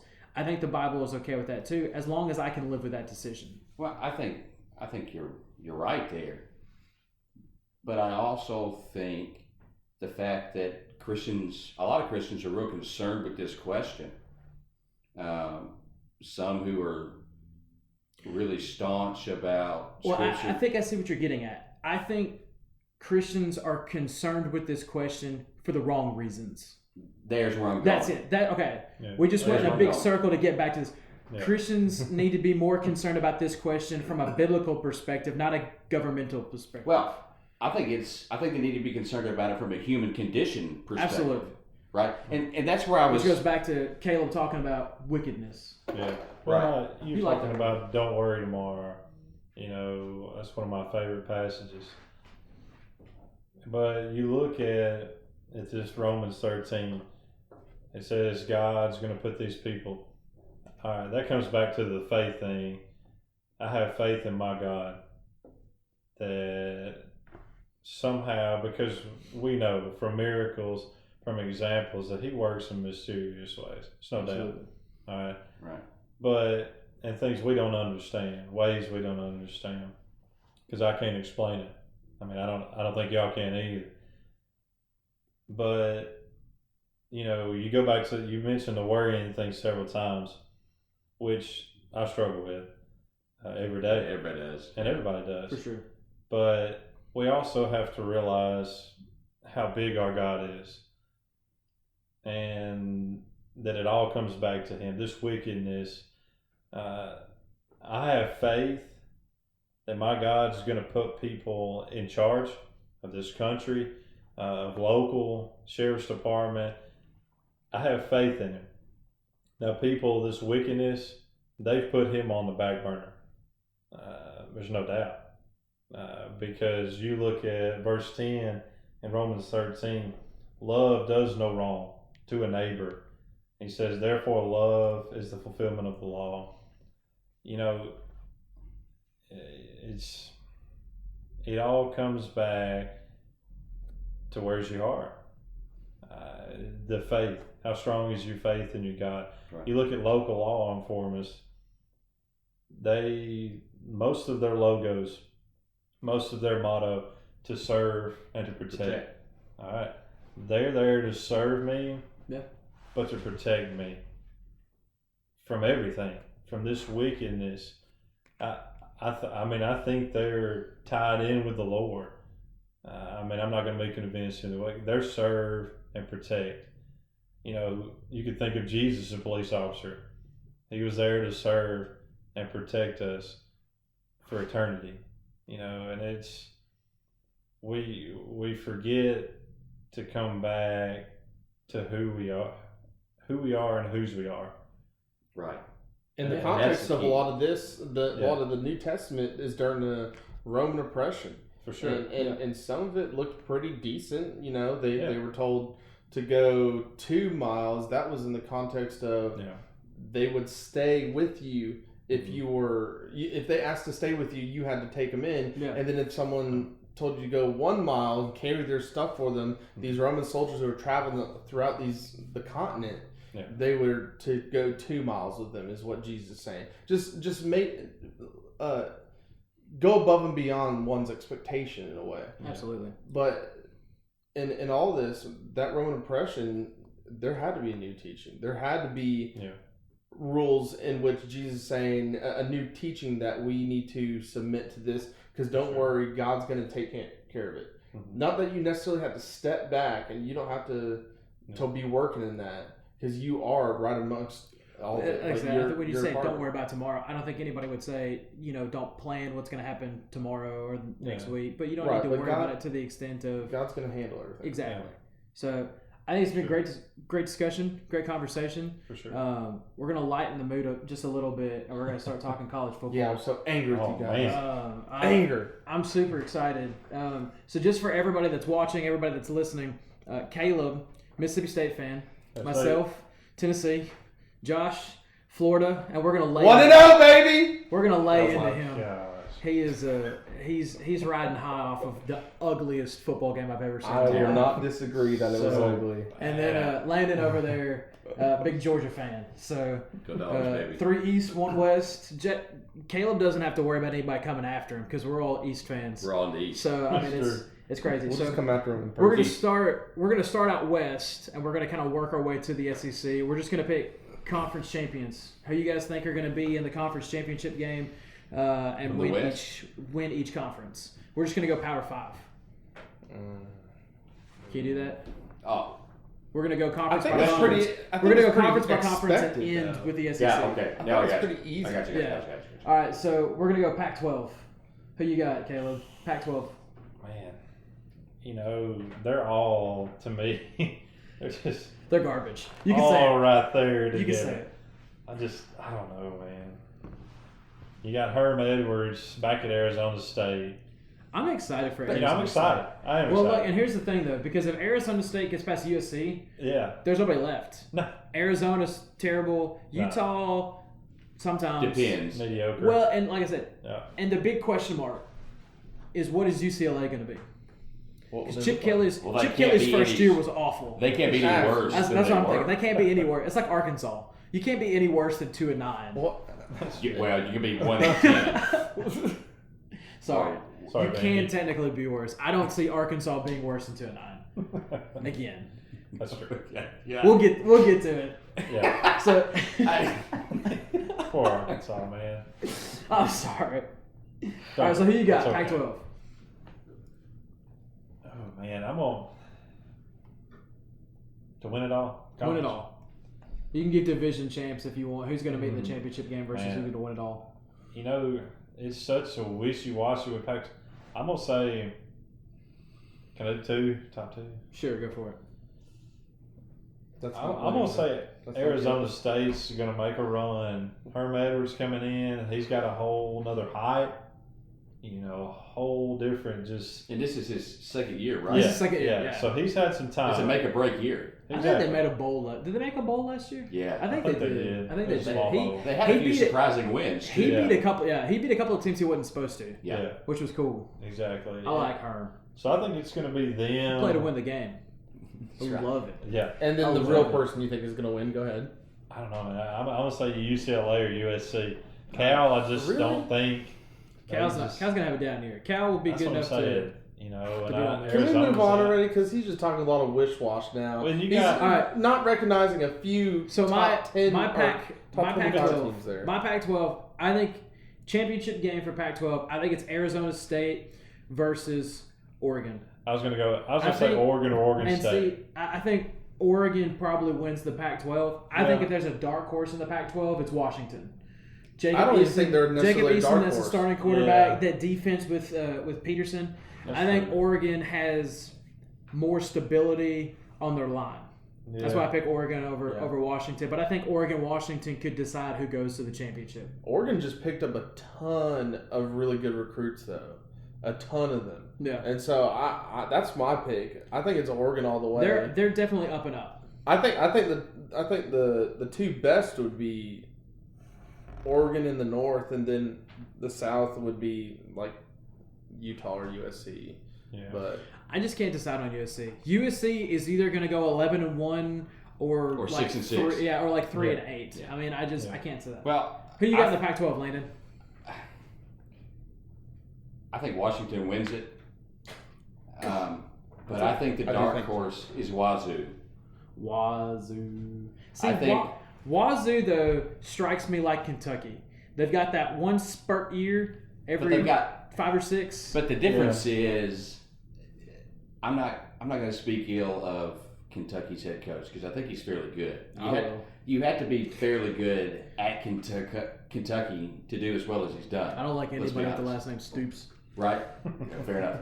But Mike Leach, as weird and unusual as he is, Dude, is a genius. All he's ever He is. done is gone to no-name schools and win. And won. He did it at Pretty Texas much. Tech. Yep. He's doing it at Washington State. Yep. It's crazy. And he's waiting on the big Yeah. time. And He's waiting on they it. got this close last year yeah. Yeah. to being in that Pac-12 Oh, for title sure. game. I could get One, behind it was Washington like 1 or 2 penalties that led them Yep. to lose that game last year. Yeah. So that's Pac-12. So I've got Oregon, Washington, and nobody knows over there. I can take Washington. I'll take Washington You State. say Washington? I'm going to go Washington State. Washington State. All right. Wazoo, They're baby. top 25. Bold. All I right, don't know. Big 12. Do we even need to talk about the Big 12? It's going to be. It's gonna be Oklahoma, Texas. Texas. I think Texas makes a run. People are All right, so now we need to thinking, talk about the Big 12 because I thought it was just Oklahoma's world and everybody people else. are thinking No. Texas is going to make a run. I mean, they made a good run last year. Look, Texas. It's a 2-horse race. Well, yeah, It is. I give you that because I think what's his name, Holgerson, Dana Holgerson left West Virginia to go to Houston. Also, and Bill Snyder retired Yeah. at K-State. Well, let's remember Ooh. real quick. Hold on. Hold up. Is Les Les Miles Miles is at at Kansas? He's in Kansas. They're the dark horse, baby. I'm telling curious. you. I'm curious. Les Miles. I don't think know. Les Miles has to have two or three more years before he's For got sure. the kind of talent. Now, I'm I don't think still you're going to see thinking Kansas lose to like Iowa State No. and Texas Tech anymore. Well, Iowa State's not bad. State's- Iowa State. Who did Iowa State beat last year that they weren't They, supposed to? they beat like 2 or 3 they weren't supposed to, Okay. and they lost 2 or 3 that they shouldn't have. Yeah, I got you. Yeah. So Oklahoma and Texas. I think we all agree that it's those It's two one or the guys other. because I don't think Oklahoma State's going to have the skill players that they need Yeah. to. I think Kansas can make a few big upsets, Yeah. but otherwise it's just So who you got, Oklahoma or Texas? Texas. I'm going Jalen. Oklahoma. Okay. I want to put an asterisk on mine. If they get consistent quarterback play, I give it to Texas. Yeah. Because I think Texas. No, is, it's I one or think the Texas' other. No, defense. this is not how it goes. You got to do one or the other. Only Caleb can be wishy-washy. Wait a minute, is Erlinger still there? It's Sam Ellinger. Ellinger? Yeah. Erlinger? Ellinger. Ellinger? I think he's the starter. But he's been so inconsistent, I don't know. I think I give the nod to Texas just because their defense is so much better. I've seen him play well. I'm going to make my uncle really mad. He's a big Oklahoma fan, Yeah. and he can't stand Texas. I mean, I've it's seen- not he loves Oklahoma as much as it is he hates Texas. That's the way. But it I should think go. Texas has a better defense than Oklahoma, and It's a strong word, when this Uncle goes Larry. live, he'll probably shoot me a text and say Yeah. you're Strong word, crazy. Uncle Foster. But I mean, but I've seen Texas's quarterback when he plays well, and he's good. well, he reminds me of Bo whenever at Ole Miss when everybody was talking about is it going to be good Bo or bad Bo? Right. And Ole Miss was great when Bo Walsh was playing good. Yeah. So who you got? Texas, Oklahoma, Man. or are you going to pick Kansas? Look, Look, no, I can't. Or are you going to pick 2? Look, Iowa State Here you is go. 21. They're coming into the country number 21. All right. I feel like Iowa State and Texas Tech are like the Arkansas of the SEC. Because I say that because they'll go 3-8, but they'll be LSU. You know what I'm saying? Like the big name team. I get that. You know, but I'm gonna have to say I'm gonna go with Texas. I think they'll win the River Shootout. I think that, and if they do that, Well, they and got the here's, conference. well, here's the big thing too, because now you've got the Big 12 championship game. Because last year didn't Texas beat Oklahoma in the Red River rivalry and they then lost. lose I think that's in the right. conference championship? So I think that's a big one. But I think everybody agrees that you're going to say Oklahoma and Texas in the conference championship. There's nobody else. Yeah, There's really I just don't see it. I mean, you got West Virginia, but they're just no. They lost. They're their kind of head like the coach, Arkansas. Yeah, their head coach went to Houston. Exactly. They're going to be trash. Yeah. So Big Ten. Caleb, who you got out of the Big Ten? Big Ten. Let me think about Because it. the Big Ten, to me, as much as I don't like a lot of the coaches over there, to me, the Big Ten has some of the most intriguing teams of college football. Yeah. They can be. They do. They do. But they're very electric. You've got in the like whole game. Michigan State, Michigan State. Ohio State. Well, I'm Penn thinking State. even guys like Minnesota. Minnesota pulls upsets. Purdue, who beat Ohio State last year. Iowa. Absolutely. I mean, just they destroyed beat the them. snot out of them. Well, They they still got got Iowa. Wisconsin, which is still a decent school too. Oh, but yeah, they're Wisconsin's boring. always that. So who you got Big Ten? Well, I don't know, man. Here You got what's Nebraska's head coach from Scott is he- Frost. Frost? UCF. This is National second- champions. He did Second terrible year? last year. Man. 2000 second was year it out. 2015 national champions? UCF. They're always number 10. That's the stupidest thing, man. I know. Well, you got sleeping teams again. I think the Yeah. Big Ten is the hard, and I think that's why it's intriguing because the Big Ten is the hardest to separate, For sure. especially now that Urban's not at Ohio State. Yeah. Well, to be fair, one half of the Big Ten is much tougher than the other. Oh, for sure. If you go to the Big Ten East, your nightmare. Your schedule's a nightmare. Big Ten West should be a lot. Yeah, it's crazy. You've got to play. You've got to play Michigan, Ohio State, Penn State, Michigan State. But answer me this: why is Nebraska in the preseason top 25? Why is Florida in the preseason top 10? That's a great. We're going to get to that because it's a valid question. But Because why? they beat Nebraska- LSU and it's- stuff. Yep. I'll give you the still reason. higher. I'll give you the Don't reason. understand that. It's the same reason that Notre Dame is in the top 25 every year, no matter what. It's because everybody wants to be like, well, look at the potential that they've got. Nebraska, because they've got the softer of the Big Ten schedules. And Scott Frost being so hyped from UCF, they just feel like he can't do worse than he did last year. To be fair to him, they didn't lose any games big last year. And they progressively got better. Yeah. They did. And he's Nebraska, coming from and here's the other thing too. It's the same reason I look at Arkansas from last year. Yeah. They went to running such a crazy different system that they couldn't be successful. Yeah. It's like you had Chad Morris come over from SMU, which was spread the field, run super fast, no huddle, up tempo. Go to Arkansas, where your average offensive lineman weighs 340 pounds. Yeah. Like, those guys don't know how to do a no huddle. They can't go up tempo. Well, you That's got impossible. a lot of coaches changes like that because he's coming from UCF. Was it Conference USA, American Conference? America. I mean, America. what is that? What even conference is that? You know what I'm saying? It I used hate to be. to That's like the that, but I conference mean- is going to take this weekend by storm. I know. No joke. But If See, someone's the- listening to the this American- going like, you're terrible. That's my favorite conference.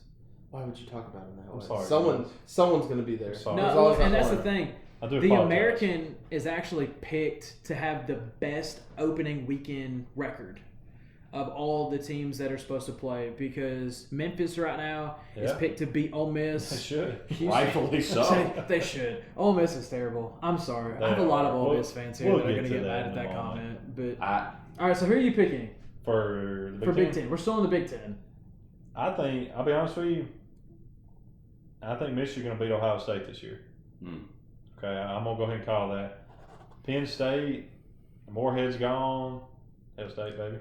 But, McSorley's gone. you know, I just... Yeah, so's Dan Mullen. I'll get to that in a minute. Alex, that I'll was get to that in a cold. minute. He's No, going it's to fine. throw some serious shade at Dan Mullen later. Though. He is. We'll get to that in a I can already tell. You should have seen It's the building. He's my gonna text go. message Look, ring from him I'm- during the Mississippi-Florida game last year. Yeah, we'll get to that too. Oh, yeah.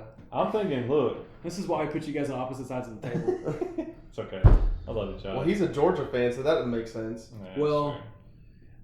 We'll get to that in a second. And you're a Tennessee excited. fan. Yeah, I could talk trash to everybody because we're terrible.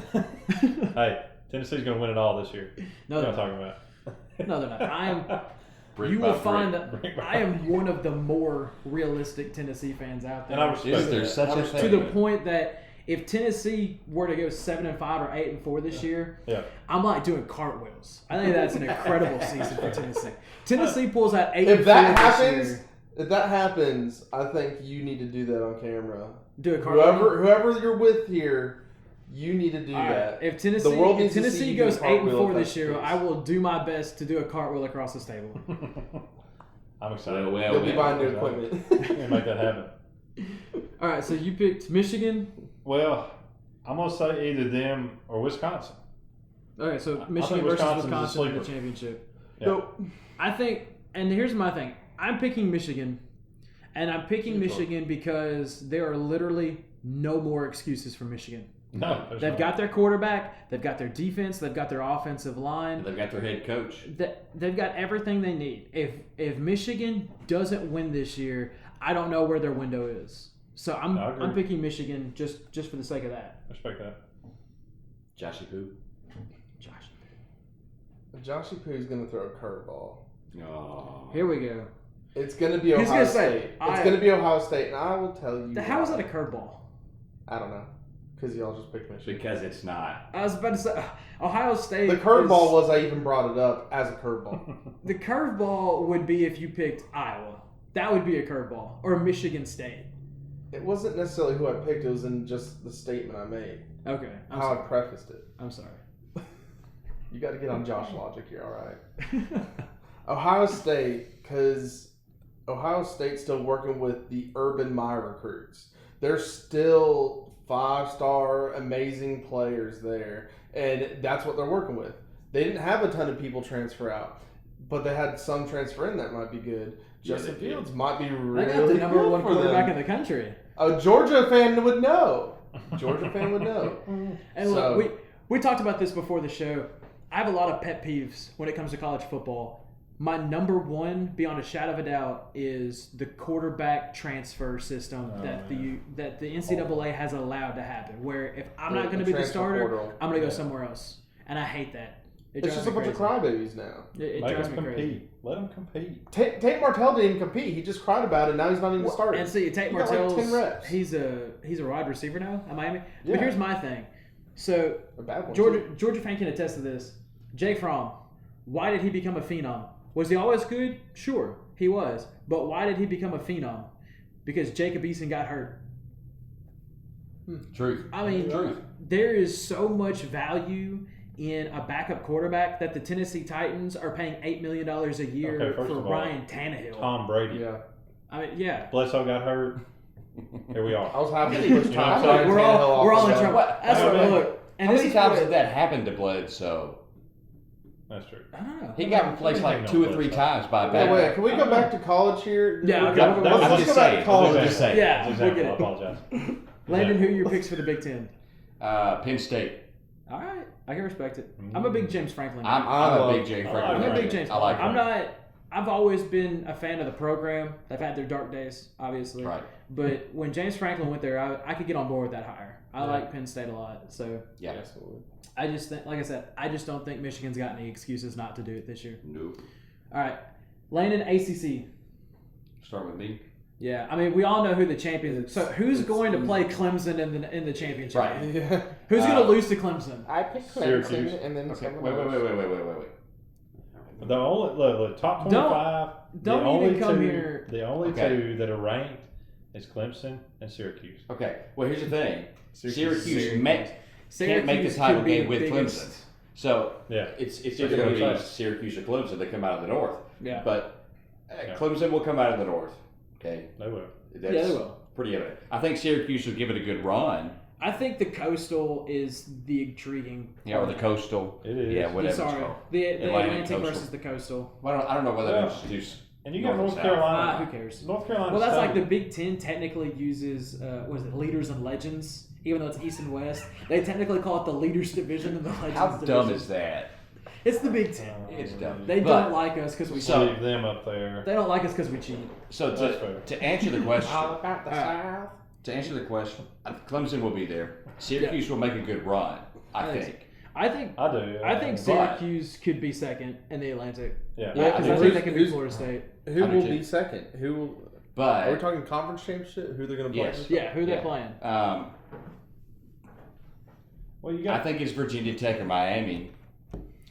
Here's my thought. Most likely Miami, but it could be either one to me. See, I And think regardless of who's your what picks? happened in the Florida game, like they are a team. If they cleaned up their act, look how many like Offensively, if they cleaned up If offense, they cleaned up yeah, their act. defense is still very They're good. solid. Yeah, Oh yeah, their Sorry. defense pretty is good. great. for sure. But look how many like delay of game penalties they got. Like Yeah. that. Those are Well, and look, Man, new for coach Miami. rookie mistakes. here's the thing though. Miami's young. Miami's Yeah. got five Yeah, offensive you know. linemen. None of them started. Yep. 3, if not 4, are freshmen. Yeah.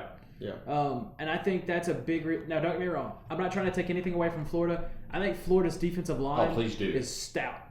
I do. That's the only thing we usually have. Yeah. Exactly. Defensively with some But quarterbacks. I think that good offensive line looked better than they should have because they took Yeah. advantage of a bad offensive line with Miami. Yeah, I agree. Well, Florida had to replace their entire offensive line too.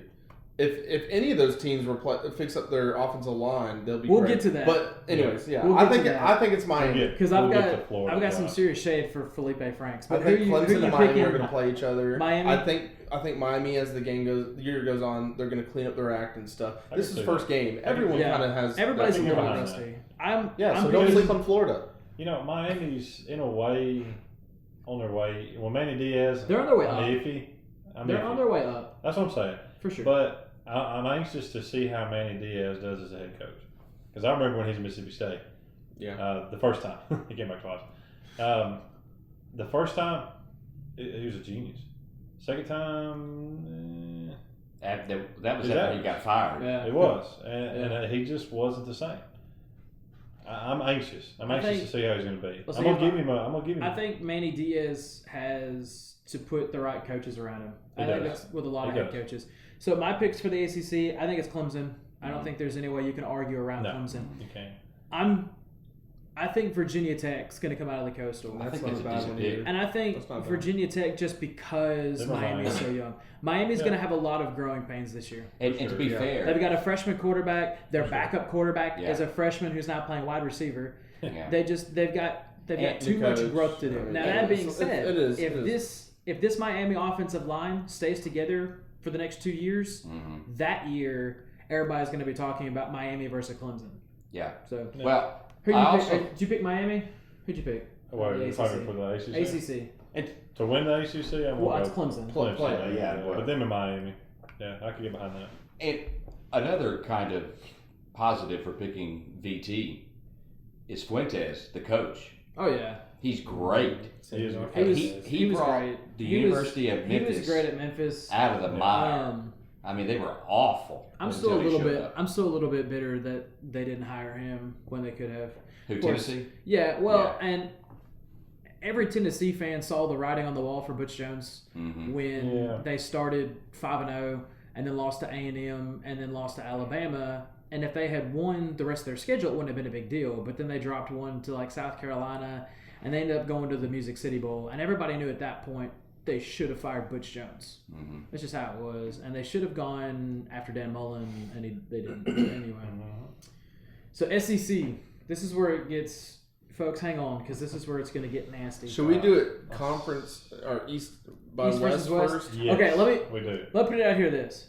Does anybody here, aside from Landon, believe that it's not going to be Alabama winning the championship in the SEC?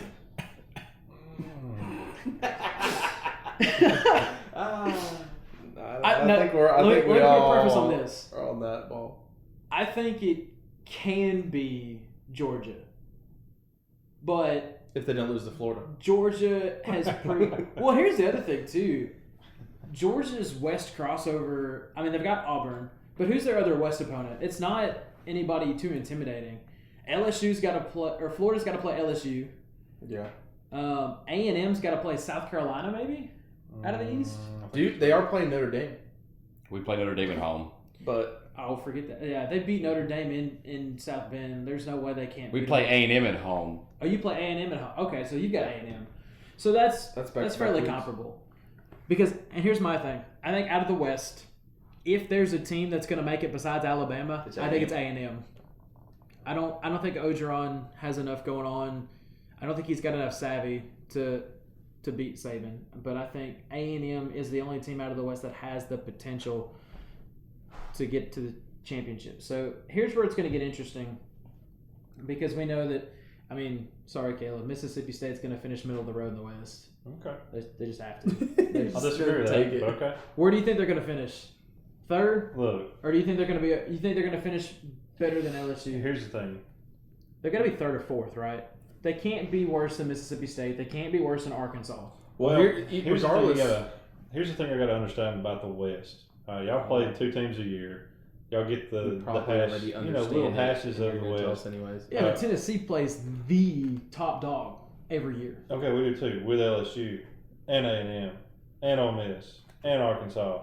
Okay, Oh, you we play you can't use Ole I Miss. know, and I know, Arkansas. I know. Listen, I'm getting That's that. not fair. I'm getting that. Listen, They're trash. Arkansas and Ole Miss, they're not going to be strong.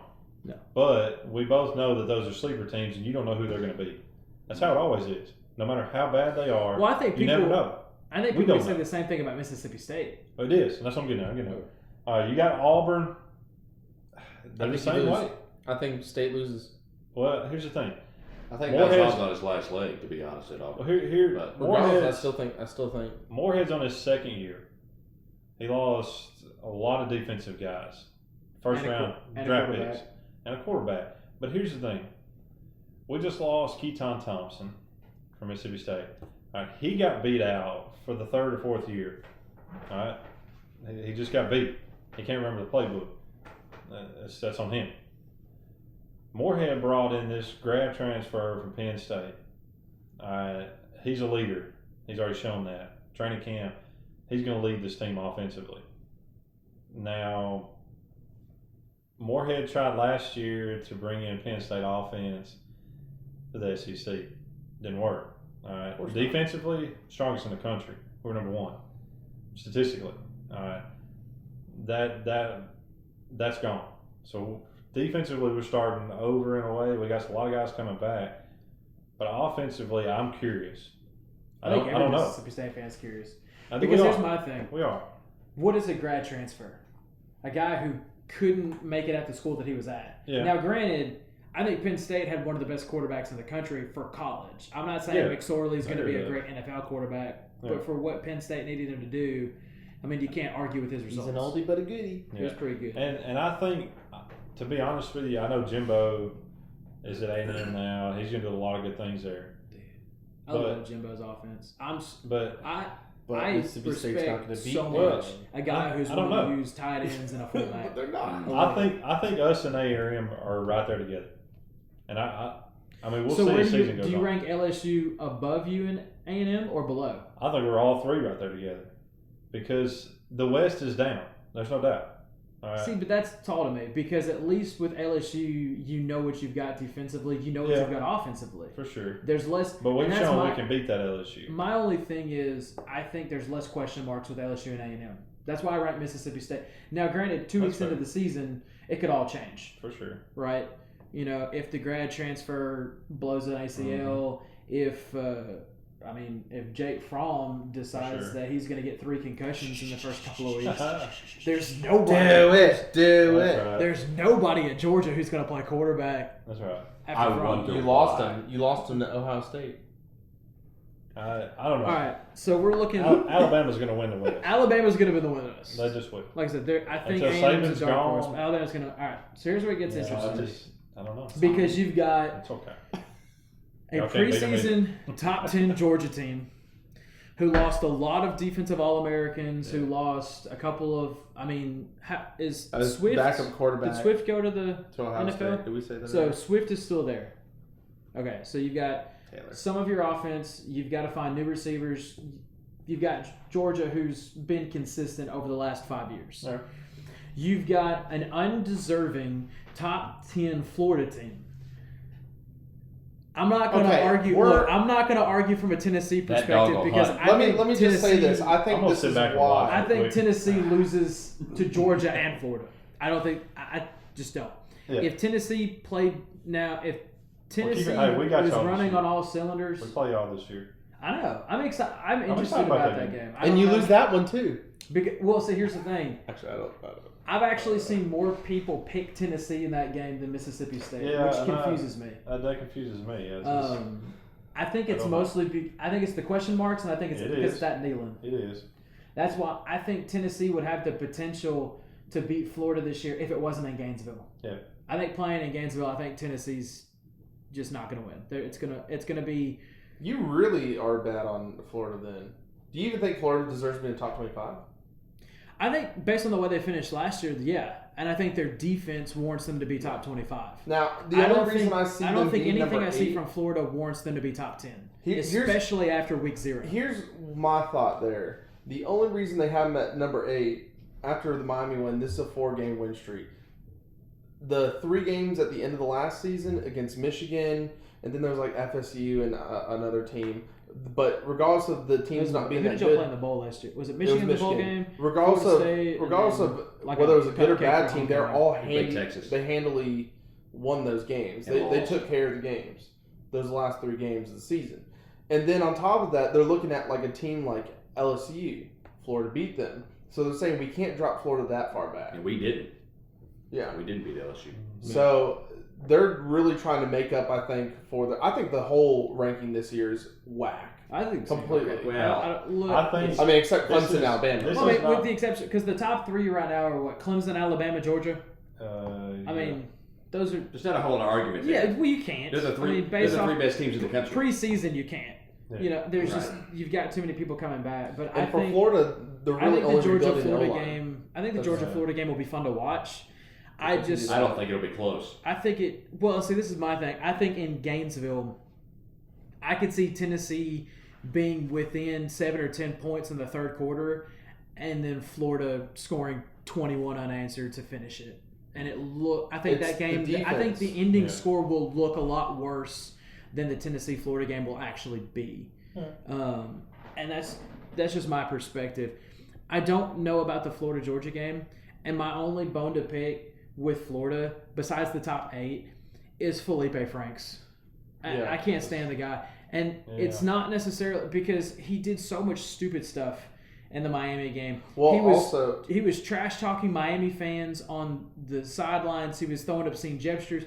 After the game, he took the game ball and run and punted it. He was also hyping up the Florida fans. Part of it. There was also Florida fans in that. Right? Absolutely, but I think it was more. I think he was more, and I think he was hyping Florida fans because he was talking trash to Miami fans. But don't get me wrong too. Miami did a fantastic job across the board. They did do some good coverage, but their D line took his ability to run right away. Which he made so many amazing plays last year running. Well, that's my thing. Michigan couldn't do it. Yeah. My thing is, Florida deserved to win the game. They did. You can't turn the ball over twice and allow 10 quarterback sacks and expect to win the game. Well, they turned the ball over 4 They or 5 still have times. a chance. Yeah, they still had a chance. But at the same time, the way that game played out, it ended the way it should have, which is Florida's defensive line coming out on top. Well, my problem with Felipe Franks is the amount of trash talk and the credit that he gave the offense. You can't trash talk like that and punt a ball into the stands and go after Miami fans when you're 17 of 30 for 200 yards and you threw 2 interceptions. It was definitely the defense that won the game. The 2 touchdowns that you threw were actually completed behind the line of scrimmage, and your running backs made the play. Like, you did nothing. He did run one in, and that was about it. He ran the last one in. But he's huge. He's going to get it a lot of times. It irritates me when, like, Baker I don't Mayfield, disagree with you. I don't think he was the reason he won that game. Yeah. not a classy guy. At Oklahoma, I know But he a lot puts of up the numbers. exactly. Yeah. A lot of people didn't like him planting the flag at Ohio State. But when you throw for 400 yards and 7 touchdowns, you can do whatever you want. You can do that. Yeah. That's just how it is. Felipe Franks hasn't gotten there yet, but he's acting like he does. Here, But with Florida, I want them to do good. Out of the East, I'd rather Florida win. No offense, Georgia. I'm sorry. I'm sorry. All right, I love Kirby Smart. Love what he's doing, but I don't do Georgia. I know why. It's a Dan Mullen connection. Here's It's a Dan Mullen. That's what I want to talk about. It's Dan bro Mullen. love. Let me talk about Dan Mullen. All right, you're not going to like this, Josh. look, he went home. He wants to talk now. Now that we're done talking Bible, he'll talk. Oh, that's what we said about Urban Meyer. Urban Meyer went home. The school he played No, for, the listen school to he me, said listen he'd to coach me. if it wasn't Florida. Listen It's to me. okay. I respect that decision. All right, I wish him the best. I really do. He did great things in Mississippi State. He brought our program out of the dark to number 1 in 2015. And he jumped shit before you guys get No, stuck with listen to me. Dan Mullins is a good coach. He's a quarterback whisperer. All right, there's no doubt. Show me the proof in Florida. Well, that's what I'm saying. He ain't got It's there his yet. second year. Let me get there. Yeah, but Let me Yo, he went through Felipe needs to like 3 progress. last year. He did. Del Rio, Felipe Franks. Well, I mean, it didn't happen overnight. Because, I mean, look at Prescott. He was there for 2 years, comes in, leads him number 1 in the nation. And Fitz comes in. Fitz magic. Fitz comes in, breaks all of Prescott's records. All right? And then All right. what? But here we go. Look. What did he do after that? What? Fitzpatrick. What did he do after he broke all of Dak's records? Well, it didn't matter anymore. He broke the records. He All right, that's beside the went point. so His far leg- backwards. well, Here's his my leg broke thing. in half. Here's what I'm worried Well, that about too. with Florida. I'll give you that. Here's what I'm worried about with Florida. Dan Mullins, while he's at Mississippi State, could not beat Alabama. He didn't. He was 0-9 against them. Yeah. Big games, he beat LSU. All right, he beat A&M. He beat those guys, but not every year. Dan Mullins, when it came down to the big games, when it came to finish with 3 minutes left on the clock, you're down by 3, he couldn't finish. His decision making, he couldn't. He proved that every year. Because 2015, we should have beat Alabama. They beat us by 3. There's no reason we shouldn't have beat Alabama. We had every tool that we needed but he could not make the right calls to do it. I think with him coming to the East, it'll be easier because all you got is Georgia. South Carolina's on their way back up, but Muschamp can't win. That sounded like a backhanded compliment. You know what I'm saying? Tennessee, 4 years from now, it'll always be 4 years at Tennessee. Yeah. And it'll stay that way until they keep a coach, until the fan base will allow Tennessee to keep a coach longer than 4 years. Because that's now Dooley lost his job because he was terrible. Yeah. But the and Kiffin left for USC. I didn't like it. Yeah. And in all honesty, I'm completely afraid of how much trouble the program would have been in if Kiffin had stayed. That's fair. For 7 or 8 years. Yeah, that's fair. But you can't blame Kiffin for going to USC. That's, if that's his dream job, that's his dream job. Yeah. He's enjoying retirement now in Boca Raton. Let me finish what I was going to say about Florida. I'm done. Working retirement. All right. Look. So what? I think Dan's going to do good things in Florida. There's no doubt because he's a good coach. I'm curious because the thing about Mississippi, you got 5-star athletes, but you got to find them. They're deep in Mississippi. Yeah, in the Delta. They're in the Delta, and they're deep down in Natchez. All right. Florida, or they're they just show up. But they see, come to they're Florida. all over Here's the the place. thing. That's what I'm saying. They come to Florida. Yeah, and I think Florida is interesting from a state perspective. Yes. Because up until now, Mm-hmm. it hasn't been that much of a recruiting battle. Yeah. Except for South Florida. Now all of a sudden you've got Dan Mullen of Florida, Mm-hmm. Charlie Strong at USF, Willie Taggart at Florida State, Lane Kiffin's down at FAU. It's a recruiting hotbed, and now all of a sudden you've got a lot of coaches that are trying to fight.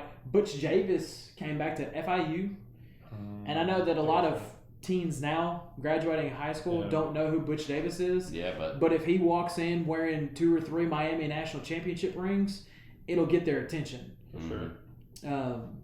But that's so okay. That's Alabama that's a long versus you're picking Florida.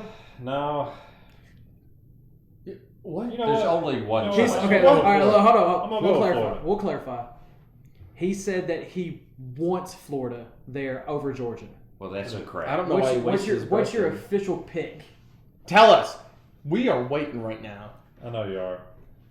Look, Georgia's going to be a powerhouse in the East. Yeah. There's no doubt. Okay. Well, the East is terrible. But they're down. They are. They're down. They're down. Who's down? Georgia's down. No, they're not. Yes, I don't know. I think they are. They lost. No, they they're lost not. Justin Fields, and when Jake Fromm Look, gets Florida has Georgia's number. I do. On I speed think they do. Speed dial. Speed. I don't think Florida's going to beat them by 3 touchdowns. Florida hasn't beat us in 3 years. That's 3 years. All right. How close are those? I don't know. So, pull that up. The last 3 years. What are the Florida? My phone's dead. Oh, your phone's dead. What a loser. Josh had it. Let the What phone is- guy Look. come in. What have been the last? Because those games are always close. Yeah. Mostly, yeah.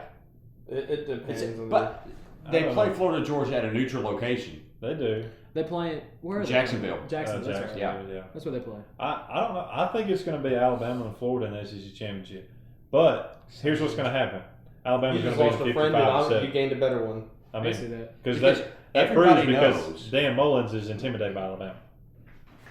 Everybody knows that the only team in the SEC that is able to run toe for toe with Alabama has been proven the last 3 years. I agree with Is that. Georgia.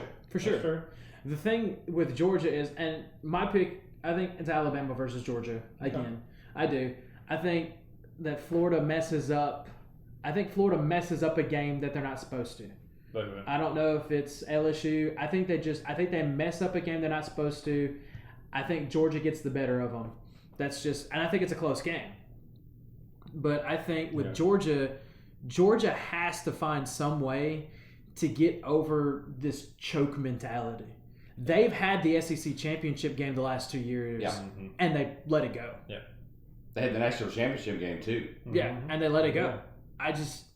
I can't. They can't finish. They're But pulling they it down. gotta find a way to do it. Here's the difference between Kirby and Mullen. Uh-oh. Kirby is a big game guy. He is. He's been there.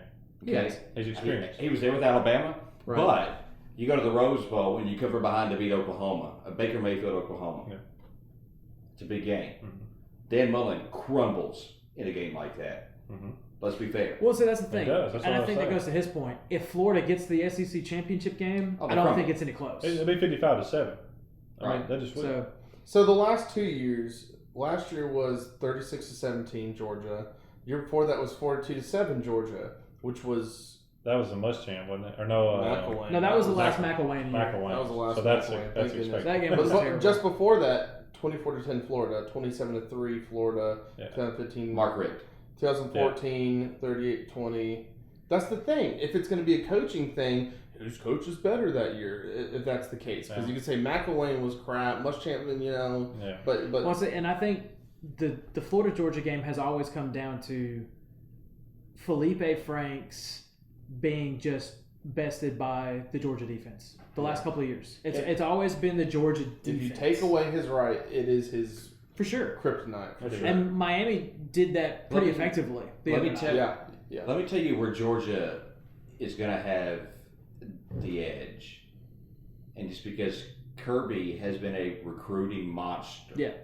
since Yes. he's been there. He had the number one class, what, 2 He's years been ago? he's been top 10 in the country every year. He's Top been 5. there. Has he been top 5 every year? Top 5 every Okay. year.